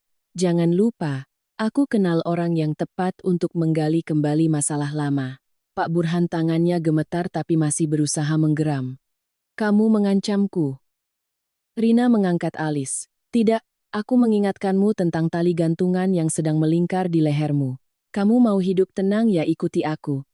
Kamu mau jadi pahlawan, silakan coba. Aku jamin kamu tidak hanya kehilangan rumah tapi juga masuk penjara karena masalah dulu itu. Aku merasakan bulu kudukku berdiri di seluruh tubuh. Ternyata Rina bukan hanya selingkuhan, dia adalah orang yang memegang kendali dengan memegang rahasia kejahatan lama. Dan karena dipegang rahasianya itulah, Pak Burhan menjadikan ibu mertuaku sebagai penghalang yang harus disingkirkan. Semakin dipikirkan aku semakin merinding. Ibu mertuaku sebelum lumpuh pasti mengetahui sesuatu. Mungkin beliau mendengarnya, mungkin beliau melihatnya, jadi beliau harus dibuat tidak bisa bicara selama 4 tahun. Rina membungkuk ke arah Pak Burhan berbicara perlahan seperti mengajari anak kecil. Bu Hartini sebelum lumpuh sudah mendengar kamu mengungkit masalah Pak Dharma. Dia masih menyimpan sesuatu. Bisa jadi dokumen, bisa jadi pesan, bisa jadi saksi mata. Makanya dia harus diam selamanya. Pak Burhan mengatupkan bibir, suaranya parau. Dia sudah lumpuh, masih bisa apa? Rina menggeram. Orang lumpuh masih bisa hidup. Hidup itu berbahaya. Aku butuh dia mati. Udara di dalam kamar terasa padat. Aku ketakutan sekaligus marah sampai tanganku ingin gemetar, tapi aku memaksakan jariku menekan tombol rekam di ponsel. Aku harus menyimpan setiap kata. Kata-kata ini akan menyelamatkan ibu mertua, menyelamatkan aku dan Bayu juga. Pak Burhan berdiri di dekat jendela, melihat keluar seperti mencari jalan keluar lalu berbalik, suaranya mengecil, malam ini aku ke rumah sakit, kamu siapkan obatnya. Rina mengeluarkan botol kecil dari tas tangannya dan meletakkannya di tangan Pak Burhan. Suaranya datar. Tidak langsung mati kok, cuma gagal napas. Dokter akan mengira komplikasi. Lakukan dengan rapi, jangan sampai ada yang melihat. Pak Burhan memegang botol obat itu, tangannya jelas gemetar. Aku melihatnya dengan perasaan ngeri. Seorang suami memegang kematian istrinya di tangan seperti memegang barang dagangan. Aku mundur lebih dalam ke sudut lemari, berusaha menjaga napas seringan mungkin. Tapi dalam hati aku tahu, aku sedang berdiri tepat di tepi jurang. Jika ketahuan, aku tidak yakin bisa keluar dari rumah ini dengan selamat. Rina berdiri, menarik maskernya kembali ke atas, berkata seperti menutup transaksi, selesai urusan ingat balik nama, aku tidak mau menunggu lagi. Pak Burhan mengangguk kaku, matanya merah menyala. Mereka mulai melangkah keluar, jantungku berdegup kencang. Aku menunggu saat yang tepat ketika pintu terbuka, berniat menyelinap mengikuti di belakang untuk meloloskan diri, Tapi kakiku tidak sengaja menginjak potongan plastik di bawah lemari, terdengar bunyi krak yang sangat kecil, tapi di kamar yang sunyi itu, suaranya terdengar seperti tembakan pistol. Pak Burhan berbalik dengan cepat, suaranya tajam dan dingin. Suara Pak Burhan mendesis seperti pisau yang menggores telinga. Aku masih menahan napas di dalam lemari, tapi jantungku berdegup begitu kencang hingga aku takut detak jantungku sendiri yang akan membocorkan keberadaanku. Rina berdiri di luar pintu, kepalanya sedikit miring seperti kucing yang mencium bau asing. Pak Burhan memperlambat langkahnya. Matanya menyapu sekeliling kamar lalu berjalan lurus ke arah lemari. Aku tahu tidak ada jalan untuk bersembunyi lagi. Begitu dia menarik pintu lemari, semuanya tamat. Pintu lemari terbuka. Cahaya lampu menyilaukan mataku. Aku hanya sempat melompat keluar karena refleks, mendorong Pak Burhan dengan kuat untuk lari. Tapi dia lebih kuat dari dugaanku. Dia berhasil menangkap rambutku, menariknya dengan sentakan kuat hingga kulit kepalaku terasa sakit sekali. Dasar anak nakal, kamu menguping ya? Dia meraung sambil menarikku hingga terhuyung-huyung. Aku mencoba meronta tapi tangannya seperti catut besi. Rina berdiri di belakang, suaranya manis tapi berbisa, setiap kata seperti meneteskan racun. Mbak menantu, kamu terlalu pintar untuk apa? Pintar itu cepat mati loh. Aku didorong hingga menempel ke tembok. Pak Burhan mendekatkan wajahnya, napasnya bau rokok. Sini ponselnya. Aku mendekap ponsel erat-erat di depan dada, menggertakkan gigi, berusaha mengulur waktu. Kalau Mas Bayu tahu, Bapak masuk penjara. Pak Burhan tertawa menghina, tawanya terdengar seperti kerikil. Saya ini bapaknya, dia berani apa sama saya? Kalimat itu membuat darahku mendidih sekaligus tulang punggungku dingin. Orang berani berbuat jahat ketika mereka yakin mereka berada di atas hukum. Rina melangkah maju, menatapku seperti menatap mangsa. Sini, kamu simpan buat apa? Kamu kalau keras kepala, kamu sendiri yang rugi. Aku melirik cepat ke pintu. Satu-satunya jalan keluar adalah keluar dan membuat keributan, menarik perhatian orang lain. Tapi Pak Burhan sedang memegangi rambutku. Jika aku meronta kuat, ponsel jatuh, bukti hilang, aku bisa dipukul pingsan oleh mereka di sini. Aku harus mengubah cara. Aku menarik napas dalam-dalam, berusaha membuat suaraku terdengar pecah seperti ketakutan. Pura-pura melunak tepat satu ketukan. Baik saya berikan, tapi saya mohon Bapak jangan sakiti ibu lagi. Aku berkata sambil melemaskan tangan seolah hendak menyerahkan ponsel. Pak Burhan menyipitkan mata masih waspada tapi jelas dia menyukai perasaan melihatku menyerah. Dia menarik rambutku lebih kuat, cepat kalau mau selamat, sini. Dalam momen itu, aku menggunakan waktu 5 detik yang singkat itu. Jariku meluncur ke tombol berbagi yang sudah kusiapkan sebelumnya, menekan kirim seluruh file rekaman suara dan foto bukti kepada Bayu dan Mbak Ratna. Ponsel bergetar pelan sekali, di layar muncul tulisan terkirim, jantungku rasanya mau meledak tapi aku tetap memasang wajah panik senatural mungkin, seolah-olah aku tidak melakukan apa-apa. Pak Burhan merebut ponsel dari tanganku dengan kasar. Dia melihat layar, melihat aku baru saja melakukan sesuatu, matanya terbelalak. Anjing! Dia mengaum lalu membanting ponsel ke lantai ubin. Brak! Suara benturan terdengar memekakkan telinga. Aku secara refleks membungkuk hendak mengambilnya. Tapi sebuah tamparan lagi mendarat di wajahku membuatku pusing. Pipiku terasa panas membara. Mataku perih. Rina membungkuk mendekatkan mulutnya ke telingaku berbisik seperti menuangkan racun. Besok di rumah sakit aku urus Bu Hartini, sedangkan kamu, aku akan buat kamu dituduh selingkuh supaya si Bayu mengusirmu sendiri. Saat itu kamu mau teriak minta tolong pada Tuhan pun tidak akan ada yang percaya. Aku menggigit gigi kuat-kuat agar tidak menangis, bukan karena sakit tapi karena dendam. Aku menatap Rina, tersenyum sinis dingin tepat satu ketukan, kalimat itu terlontar seperti pisau tipis, kamu pikir kamu sutradara film ya? Sutradara juga ada hari apesnya ketahuan. Rina terhenti, matanya memancarkan kemarahan. Pak Burhan mengangkat tangan hendak mencekik leherku, tapi aku sudah sempat menghindar ke samping, lari sekencang-kencangnya keluar dari pintu kamar, berlari seperti terbang melewati ruang tamu. Pak Burhan mengejar di belakang, langkah kakinya berdebam-debam. Aku berlari sambil berteriak, bukan berteriak minta tolong tanpa arti, melainkan meneriakkan hal yang membuat orang harus membuka pintu. "Tolong Bu Wati. Tolong saya Bu." Tetangga sebelah rumah adalah rumah Bu Wati, wanita parubaya yang sering begadang dan sangat tidak suka melihat ketidakadilan. Aku berlari sampai di sana, menggedor pintu dengan keras, sambil menangis aku berbicara keras-keras, sengaja berbicara agar seluruh tetangga mendengar. "Bu, tolong, ayah mertua saya mau membunuh ibu mertua saya. Dia punya obat, punya suntikan. Tolong saya Bu." Pintu terbuka, Bu Wati terbelalak melihatku lalu melihat Pak Burhan yang sedang berlari mendekat. "Ya ampun, keluarga ini bikin ulah apa lagi sih?" Dia berkata sambil menarikku masuk ke dalam. Aku berdiri menempel di belakang punggungnya, terengah-engah. Sambil gemetar aku berusaha berbicara jelas, "Bu, saya punya buktinya. Dia sama perempuan bernama Rina itu. Mereka berencana malam ini ke rumah sakit membuat ibu saya meninggal." Aku berusaha berbicara cukup keras. Aku mendengar suara pintu beberapa rumah di sekitar terbuka, suara langkah kaki berlari-lari kecil, suara orang bertanya-tanya, "Ada apa nih?" Aku tahu aku telah berhasil melakukan hal yang paling penting. Menarik cahaya masuk ke sudut gelap yang ingin mereka sembunyikan. Pak Burhan berdiri di luar pagar rumah Bu Wati, wajahnya ungu karena marah. Dia tidak berani menerobos masuk lagi karena sudah ada orang yang menyaksikan. Rina juga menampakkan wajahnya di pintu rumahku, berdiri bersembunyi di balik pintu gerbang, tatapannya seolah ingin menelanku hidup-hidup. Bu Wati menunjuk lurus ke arahnya.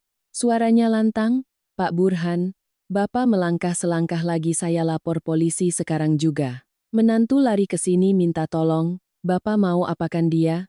Pak Burhan menggeram, "Rumah tangga saya yang mendidik menantu saya." Bu Wati melotot, "Mendidik macam apa, sampai menampar orang mukanya merah begitu? Mendidik macam apa sampai orang teriak Bapak membunuh istri?" Seluruh tetangga mulai berbisik-bisik. Pak Burhan terdiam kaku beberapa detik lalu berbalik pergi dengan cepat, mulutnya mengumpat. Aku meminjam ponsel Bu Wati dan segera menelepon Bayu. Tanganku gemetar tapi suaraku tegas, "Mas Bayu, aku sudah berhasil kirim semuanya." Ponselku dibanting. "Bapak dan Rina berencana malam ini ke rumah sakit membuat ibu." Ujung telepon di sana hening tepat satu ketukan lalu Bayu bernapas memburu, suaranya parau. Aku sudah terima. Aku mendengar suaranya menelan ludah. "Kamu di mana?" Aku menjawab, "Aku di rumah Bu Wati tetangga sebelah." "Mas jangan pulang, Mas kunci pintu kamar ibu." Pada saat yang sama di rumah sakit, ponsel Bayu berdering terus-menerus karena file yang kukirimkan masuk. Dia membukanya, melihat rekaman suara dan foto bukti. Aku bisa membayangkan wajahnya saat itu pucat pasi, kesakitan tapi tetap sadar. Dan dia mengatakan tepat satu kalimat kepada dokter, kalimat yang menentukan nyawa ibu. "Tolong kunci pintu kamar ibu saya. Ada orang yang sedang bersiap mencelakainya malam ini juga." Aku duduk di rumah Bu Wati, telingaku masih berdenging karena suara ponsel yang dihancurkan, pipiku masih terasa panas dan perih karena tamparan tadi, tapi pikiranku anehnya sangat jernih. Aku mengerti satu hal dengan sangat jelas. Jika malam ini aku terlambat selangkah, ibu mertuaku tidak akan punya kesempatan lagi. Aku menggenggam erat tangan Bu Wati, berkata seperti memohon tapi juga seperti meminta tolong. "Bu, saya harus ke rumah sakit sekarang. Saya takut mereka benar-benar bertindak." Bu Wati menatap wajahku, melihat bekas merah di pipiku, menggertakkan gigi. "Pergilah. Nanti ibu panggil orang-orang sekampung. Orang macam itu kalau berbuat jahat, ibu tidak akan tinggal diam." Aku mengangguk, meminjam jaket Bu Wati sebentar, menutupi kepala agar tidak dikenali di jalan, lalu berlari keluar memanggil taksi online ke rumah sakit. Di dalam taksi, aku menelepon Bayu lagi lewat nomor Bu Wati, dia langsung mengangkatnya, napasnya memburu, suaranya parau seperti habis berlari. "Kamu sudah di jalan ke rumah sakit?" Aku berkata cepat, "Aku sedang menuju ke sana." "Mas sudah terima filenya?" Bayu menjawab tepat satu kalimat yang setelah mendengarnya membuatku merinding. "Aku sudah terima. Aku baru saja bilang ke dokter untuk mengunci kamar ibu. Tidak ada yang boleh masuk kalau tidak ada aku." Aku memejamkan mata, berusaha menjaga suara tetap tenang. "Mas jangan beranjak dari pintu kamar. Rina bisa saja menyamar jadi keluarga." Bayu diam sejenak lalu berkata, suaranya tegas. Kamu tenang saja, hari ini siapapun yang menyentuh ibuku, aku tidak akan diam lagi.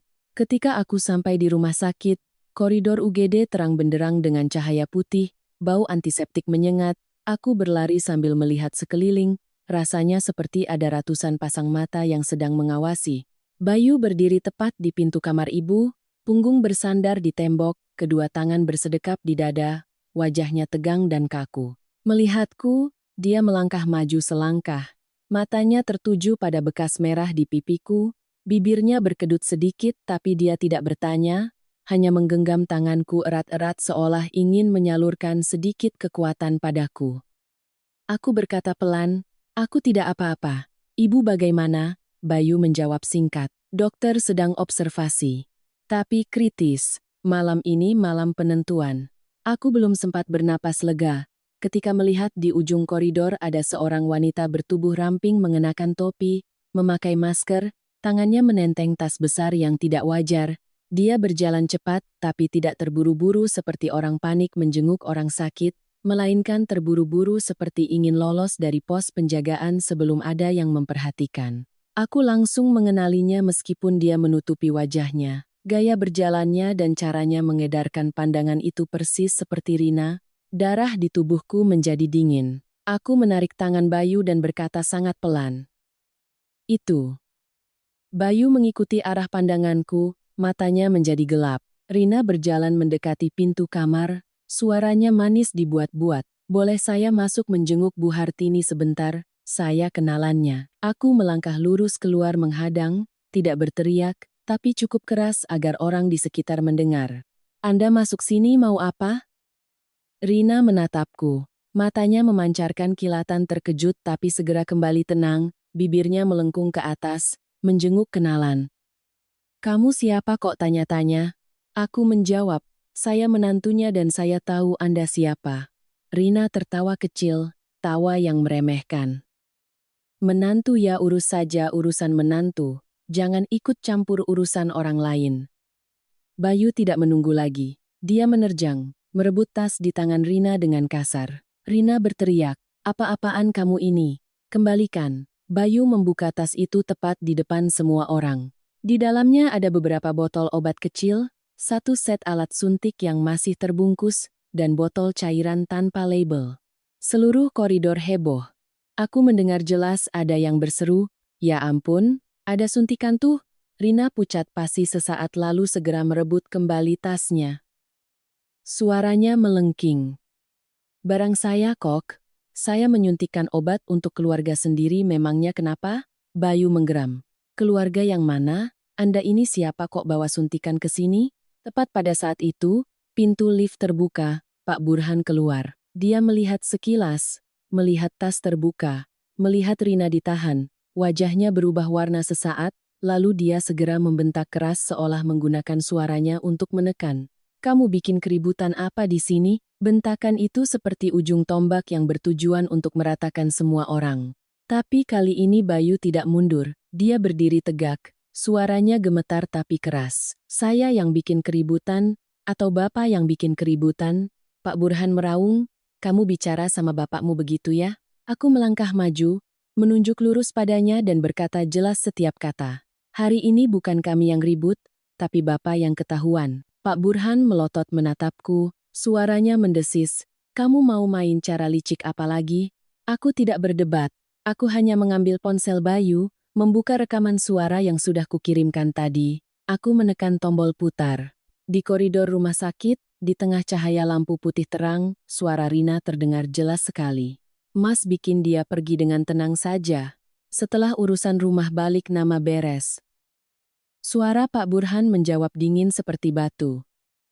Asalkan Bu Hartini tidak bisa bicara, semuanya beres. Kalimat-kalimat itu terdengar, tidak ada lagi yang bisa bilang aku mengada-ada. Udara seperti tersedot habis. Beberapa keluarga pasien yang berdiri di dekat situ menutup mulut. Rina menerjang hendak merebut ponsel tapi satpam rumah sakit sudah keburu menahannya. Pak Burhan meraung seperti binatang yang terpojok. Matikan, matikan segera. Dia menerjang hendak menamparku lagi tepat di tengah koridor tapi Bayu menahan tangan ayahnya, Lengan kedua ayah dan anak itu tarik-menarik sesaat lalu Bayu melontarkan kalimat yang kutahu butuh seumur hidup baginya untuk berani mengucapkannya. Bapak jangan sentuh istri saya lagi, Pak Burhan melotot. Kamu membela perempuan luar daripada bapakmu sendiri? Bayu suaranya parau. Saya membela orang yang sedang menyelamatkan ibu saya. Kalimat itu membuat Pak Burhan terhenti seolah baru saja ada yang menampar kebenaran tepat di wajahnya. Dokter jaga dan kepala perawat berlari mendekat. Satpam menahan Rina. Rina meronta-ronta. Suaranya melengking, kalian tidak punya hak menahan saya. Kepala perawat menjawab dingin, Anda membawa alat suntik dan obat asing ke area perawatan intensif. Anda tidak punya indikasi medis, kami berhak meminta pemeriksaan dan memanggil polisi. Mendengar kata polisi, Rina mengedipkan mata dengan cepat menoleh pada Pak Burhan seolah meminta pertolongan. Pak Burhan saat itu tidak bisa membentak lagi. Dia berdiri kaku seperti patung kayu, matanya melirik ke sekeliling mencari jalan keluar, tapi semakin melihat semakin dia melihat orang-orang menatapnya dengan pandangan berbeda, pandangan jijik dan takut. Bayu menarik dokter ke samping, berkata cepat, "Dokter tolong kunci kamar ibu saya. Saya curiga mereka berniat menyuntikkan sesuatu ke selang infus." Dokter langsung mengangguk, memberi isyarat pada perawat untuk meningkatkan pengawasan, mengunci daftar orang yang boleh masuk. Aku berdiri di depan pintu kamar ibu, hatiku seperti terbakar. Aku tidak boleh masuk terlalu lama, tapi aku melihat melalui kaca ibu mertua terbaring di sana, tubuhnya kurus, alat bantu napas berkedip-kedip. Aku menggigit bibir kuat-kuat. Berkata pada diri sendiri, "Bu, saya sudah datang, saya tidak akan membiarkan siapapun menyentuh ibu lagi." Hanya beberapa menit kemudian, polisi yang bertugas di rumah sakit muncul, mereka meminta untuk dilakukan pemeriksaan di tempat. Membuat berita acara tentang membawa alat suntik, obat asing, dan tindakan membuat keributan, sekaligus meminta agar tempat kejadian perkara dijaga tetap utuh, menyita barang-barang di dalam tas. Rina berusaha mengangkat dagu dan berkilah. "Saya cuma bawa obat kuat, saya kenal dokternya," tapi perkataannya lemah seperti kertas basah di hadapan bukti-bukti. Pak Burhan hendak menyela, menggunakan status suami sah untuk menekan, tapi polisi bertanya tepat satu kalimat, "Bapak bisa menjelaskan tentang rekaman suara itu?" Pak Burhan bungkam, "Aku melihatnya dan merasakan untuk pertama kalinya aura kekuasaan ayah mertua retak bukan karena kami membantah, melainkan karena kebenaran sudah berdiri di tengah koridor rumah sakit yang terang benderang, tidak bisa didorong kemana-mana lagi. Malam itu aku berdiri di samping Bayu. Tanganku masih gemetar tapi di dalam hati ada perasaan campur aduk antara sakit dan tegar. Kami telah berhasil menahan satu tusukan pisau tepat di depan dada ibu. Tapi aku juga mengerti, di balik pintu ini, perang baru benar-benar memasuki tahap yang tidak bisa kembali lagi.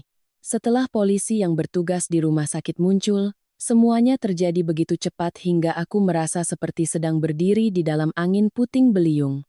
Rina diminta duduk diam di kursi tunggu, tas tangan dan sejumlah obat di dalam tas disegel sementara. Pak Burhan berusaha tetap tenang, tetapi ketenangan itu bukan lagi ketenangan orang yang percaya diri, melainkan ketenangan orang yang berusaha berpegangan pada kulit kekuasaan lama. Polisi menyatakan dengan jelas mengundang para pihak ke ruang kerja di rumah sakit untuk membuat berita acara segera. "Ini adalah area medis, tidak boleh membuat keributan." Bayu menatapku sekilas lalu berdiri rapat di sampingku seolah takut jika berpisah selangkah saja aku akan ditampar lagi. Aku tidak bicara apa-apa, hanya mengikuti. Jantung berdegup kencang, tapi pikiranku lebih jernih dari sebelumnya. Ruang kerja terletak di ujung koridor, lampunya lebih kuning tapi suasananya dingin, ada polisi, ada satpam, ada kepala perawat, dokter jaga dan beberapa saksi mata. Rina masih berusaha mengangkat dagu, sesekali matanya melirik mencari jalan keluar. Pak Burhan duduk tegak, kedua tangan diletakkan di paha, berusaha memasang gaya kepala keluarga.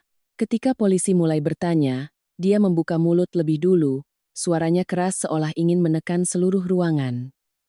"Saya ini suaminya, saya merawatnya, apa salahnya? Kalian dengar menantu saya bicara lalu bikin heboh saja." Dia berbicara sambil melirik ke arahku, tatapannya benar-benar gaya kamu, awas ya. Aku tidak menghindar, aku menatap lurus dan berbicara jelas, tidak bertele-tele, tidak berteriak. Merawat itu bukan meracik obat, bukan menyuntik diam-diam, dan bukan menandatangani asuransi jiwa di belakang istri. Pak Burhan tersentak sesaat. Rina juga terhenti seolah tidak menyangka aku berani bicara terus terang di depan polisi. Polisi mendongak, asuransi jiwa, ibu punya dasarnya. Aku mengangguk, tanganku masih gemetar ringan tapi suaraku mantap. Saya punya foto kontraknya, nomor polisnya, tanggal penandatanganan, penerima manfaat. Aku membuka ponsel Bayu menunjukkan foto-foto yang sudah kupotret di kamar Pak Burhan. Tulisan-tulisan dingin di kertas itu terlihat jelas. Penerima manfaatnya benar, Pak Burhan. Pak Burhan melompat bangun setengah berdiri seperti disengat lebah. Kamu masuk kamar saya, kamu menggeledah barang saya. Aku langsung menjawab, saya menggeledah untuk menyelamatkan ibu. Kalau saya tidak menggeledah, sekarang ibu saya masih hidup atau tidak? Pak Burhan menggeram. Kamu benar-benar jenis perempuan perusak rumah tangga. Polisi mengetukkan pulpen ke meja, meminta Pak Burhan tenang lalu bertanya lagi tentang obat-obatan dan alat suntik di dalam tas. Saudari Rina menjelaskannya bagaimana. Rina segera mengubah nada suaranya menjadi selembut sutra. Iya, saya cuma kenalan. Saya dengar Bu Hartini sakit parah jadi saya bawakan sedikit obat kuat. Saya tidak menyuntik siapapun kok, aku mendengarnya sampai kesal campur geli. Obat kuat mana yang disertai alat suntik? Aku belum sempat bicara, dokter jaga sudah angkat bicara. Suaranya tegas, intervensi apapun pada selang infus harus ada perintah medis. Orang luar membawa alat suntik dan obat tanpa label ke area perawatan intensif itu sangat berbahaya. Polisi menoleh pada Rina, saudari punya dokumen yang membuktikan saudari adalah tenaga medis? Rina bungkam. Dia melirik Pak Burhan, tatapannya meminta pertolongan. Tepat pada saat itu, Bayu berdiri, tangannya gemetar terlihat jelas, tapi dia mengucapkan setiap kata seperti memaku, lambat tapi berat. Pak, saya sudah percaya sama Bapak, tapi Bapak berniat membunuh ibu. Seluruh ruangan hening. Pak Burhan menatap putranya, matanya melotot. Kamu bicara apa? Bayu mengulangi suaranya tercekat. Saya lihat sendiri dengan mata kepala saya, Bapak meracik bubuk ke dalam bubur, memaksa ibu makan. Saya juga lihat Bapak memegang suntikan diam-diam di kamar rumah sakit. Bapak juga berniat memaksa istri saya menandatangani surat kuasa supaya Bapak punya wewenang penuh memutuskan pengobatan. Bapak pikir saya buta ya? Pak Burhan membuka mulut lalu bungkam lagi. Kalimat-kalimat penyangkalan seperti tersangkut di tenggorokannya. Rina melihat Pak Burhan mulai lemah, segera berbalik menyalahkan semuanya, suaranya melengking, saya cuma menuruti dia. Dia bilang Bu Hartini memegang rahasia masalah lama jadi harus dibuat diam. Saya takut sama dia. Kalimat itu seperti lemparan batu ke permukaan air, membuat semua orang di ruangan itu saling berpandangan. Pak Burhan pucat pasi menerjang hendak membungkam mulut Rina sambil mengaum, diam kamu. Reaksi itu justru membuat kalimat rahasia masalah lama menjadi lebih bisa dipercaya daripada penjelasan apapun. Polisi menahan Pak Burhan meminta duduk kembali, lalu mereka beralih ke bagian pertanyaan tentang sejumlah uang, tentang motif. Aku menyerahkan tambahan bukti transfer atas nama Rina yang sudah kupotret, menyerahkan juga foto surat-surat utang piutang yang menunjukkan pinjaman darurat. Polisi mencatat terus-menerus. Rina saat ini tidak lagi mengangkat dagu tapi masih berusaha menarik Pak Burhan jatuh bersamanya untuk menyelamatkan diri sendiri. Pak Burhan berusaha mempertahankan nada suara kepala keluarga, tapi semakin bicara semakin terlihat kepanikannya. Kadang bilang istri saya sakit saya yang urus, kadang menggeram uang dari mana untuk bayar rumah sakit, kadang memaki saya menghasut suami, kadang menoleh menekan Bayu kamu terlalu mendengarkan istrimu. Dokter jaga diminta konfirmasi sekali lagi tentang tingkat bahaya obat di tas Rina.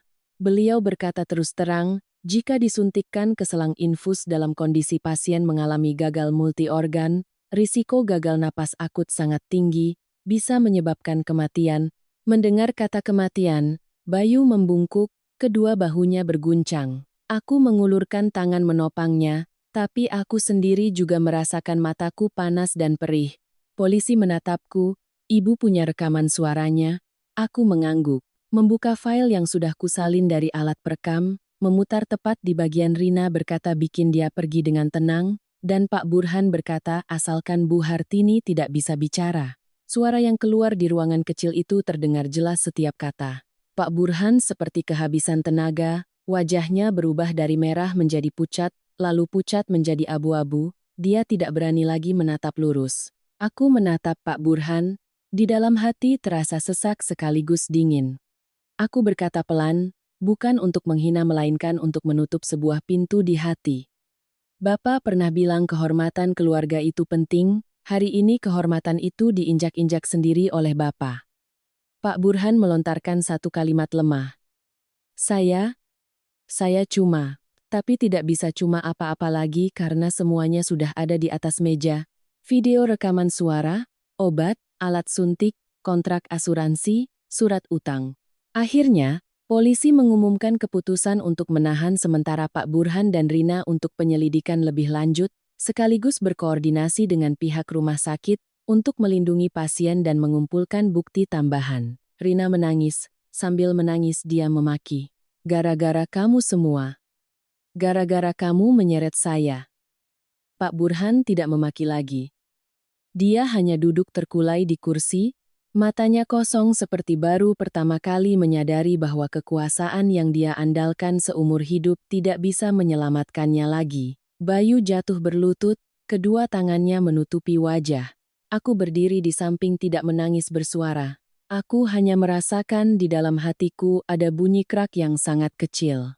Bunyi sebuah atap rumah yang sudah patah, dan aku tahu sejak saat ini, apakah ibu mertuaku masih hidup atau tidak, keluarga ini tidak akan bisa kembali seperti semula lagi.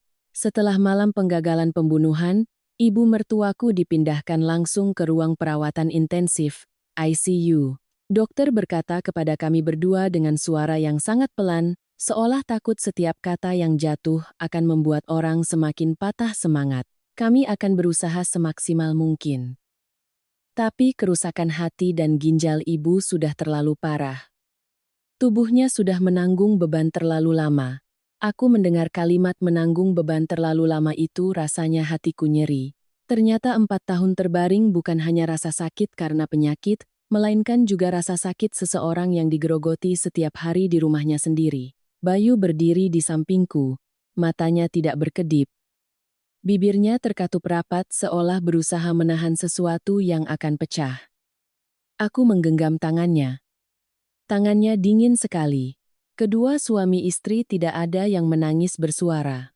Mungkin karena kami sama-sama mengerti di balik pintu kaca itu, ibu sedang harus berjuang merebut setiap helaan napas, sedangkan kami hanya bisa berdiri di luar tanpa daya. Hari-hari berikutnya, aku dan Bayu bergantian duduk di samping tempat tidur. Ada kalanya perut ibu mengempis setelah dokter menyedot cairannya. Melihat ibu sedikit lega, aku sempat berharap, tapi harapan itu tipis seperti nyala lilin yang diletakkan di depan angin berhembus. Ibu bernapas masih susah, bibirnya masih ungu, tangannya masih dingin. Aku melihat angka-angka yang berkedip di mesin, mendengar suara tit-tit yang teratur dengan perasaan takut suatu saat nanti akan memanjang menjadi garis lurus. Lalu semuanya menjadi sunyi senyap. Suatu pagi ketika aku sedang menyeka wajah ibu mertua tiba-tiba membuka matanya perlahan. Tatapan itu tidak lagi keruh seperti sebelumnya melainkan sedikit lebih terang, seperti orang yang baru bangun dari tidur yang melelahkan.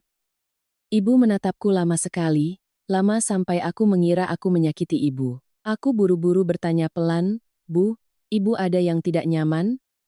Saya panggilkan dokter ya?" Ibu tidak menjawab, hanya tangan kurus kering ibu yang gemetar terangkat menyentuh tanganku. Lalu ibu meremasnya sangat pelan, seolah takut terlalu kuat aku akan kesakitan tapi juga seolah takut jika dilepaskan akan hilang. Bibir ibu gemetar, setiap kata yang keluar seperti ditarik dari dasar dada. "Kamu jangan menyalahkan siapa-siapa, hiduplah dengan baik." Aku berdiri terpaku, tenggorokanku tercekat, mataku perih. Bertahun-tahun menjadi menantu, kadang aku dan ibu tidak akrab. Kadang ada adu mulut karena lelah. Kadang aku pernah marah pada ibu karena ibu diam saja menghadapi sikap otoriter ayah mertua. Tapi ternyata sampai saat ini kalimat yang ibu tinggalkan untukku bukanlah dendam, bukanlah kekesalan, juga bukan pesan untuk membalas dendam, melainkan hiduplah dengan baik. Ringan saja tapi berat sampai aku tidak berani bernapas kuat. Bayu saat itu juga baru masuk, dia melihat ibu membuka mata, dia jatuh berlutut tepat di samping tempat tidur, membungkuk dalam-dalam, suaranya pecah. Bu, maafkan saya sudah salah mempercayai orang. Aku melihat bahunya berguncang tapi dia masih berusaha menahan agar ibu tidak panik. Ibu mertuaku menggelengkan kepala pelan seolah ingin berkata tidak menyalahkan.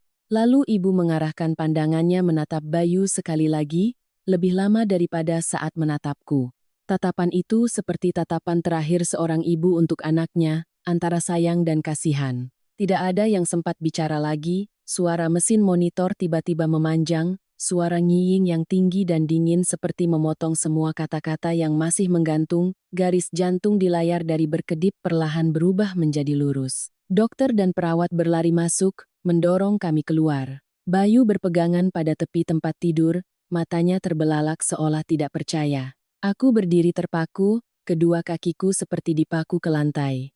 Aku mendengar suara dokter memanggil satu sama lain, mendengar suara sepatu berlari, mendengar suara mesin, tapi semuanya seperti bergema dari tempat yang sangat jauh, ada ruang kosong yang sangat besar baru saja terbuka di dalam dadaku. Sesaat kemudian, dokter keluar, mengangguk pelan, tidak perlu kata-kata lagi. Aku menoleh menatap Bayu. Dia tidak berteriak, dia hanya duduk bersimpuh tepat di depan pintu kamar, kedua tangannya menutupi wajah, diam sampai menakutkan. Keheningan seorang pria yang baru saja kehilangan ibunya dan mengerti bahwa dia telah kehilangan ibunya dengan cara yang paling menyakitkan. Kehilangan karena ada orang yang sengaja merampasnya, dan kehilangan pada saat dia baru saja menyadarinya. Pemakaman berlangsung di tengah hujan gerimis, hujan tidak deras, hanya turun rintik-rintik seperti ada yang menangis sangat pelan. Bayu berlutut di depan peti jenazah ibu, punggungnya tegak tapi bahunya sudah tidak bertenaga. Aku berdiri di sampingnya menancapkan setiap batang dupa dengan tangan gemetar. Saat melihat foto almarhumah, aku baru melihat jelas wajah ibu mertuaku saat masih sehat, tatapan matanya lembut, mulutnya tersenyum tipis. Aku bertanya pada diri sendiri, jika hari itu ibu tidak didorong hingga terkena stroke, jika 4 tahun ini ibu tidak harus hidup dalam ketakutan, apakah ibu bisa hidup damai beberapa tahun lagi?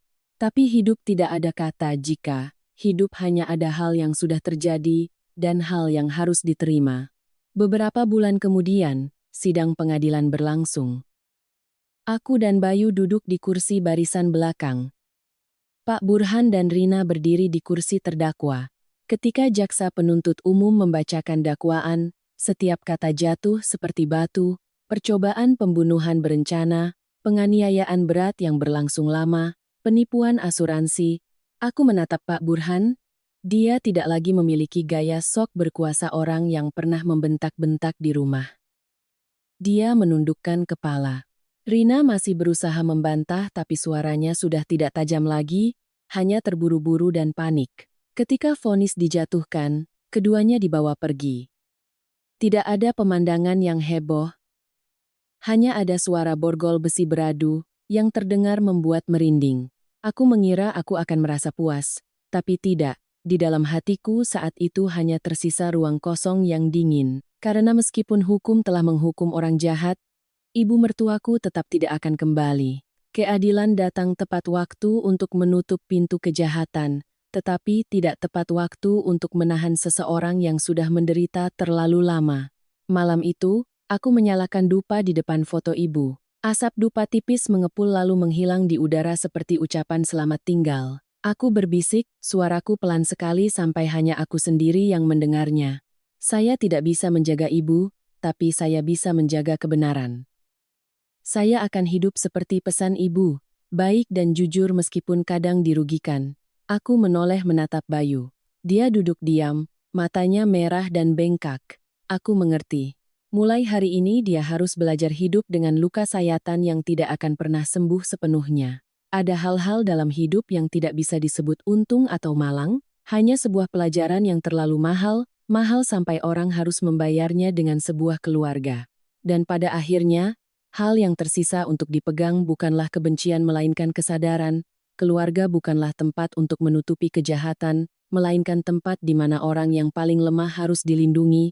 Ketika keserakahan mengalahkan ikatan keluarga, tragedi tidak hanya membunuh satu orang, tetapi membunuh juga bagian kemanusiaan dalam diri orang-orang yang masih hidup.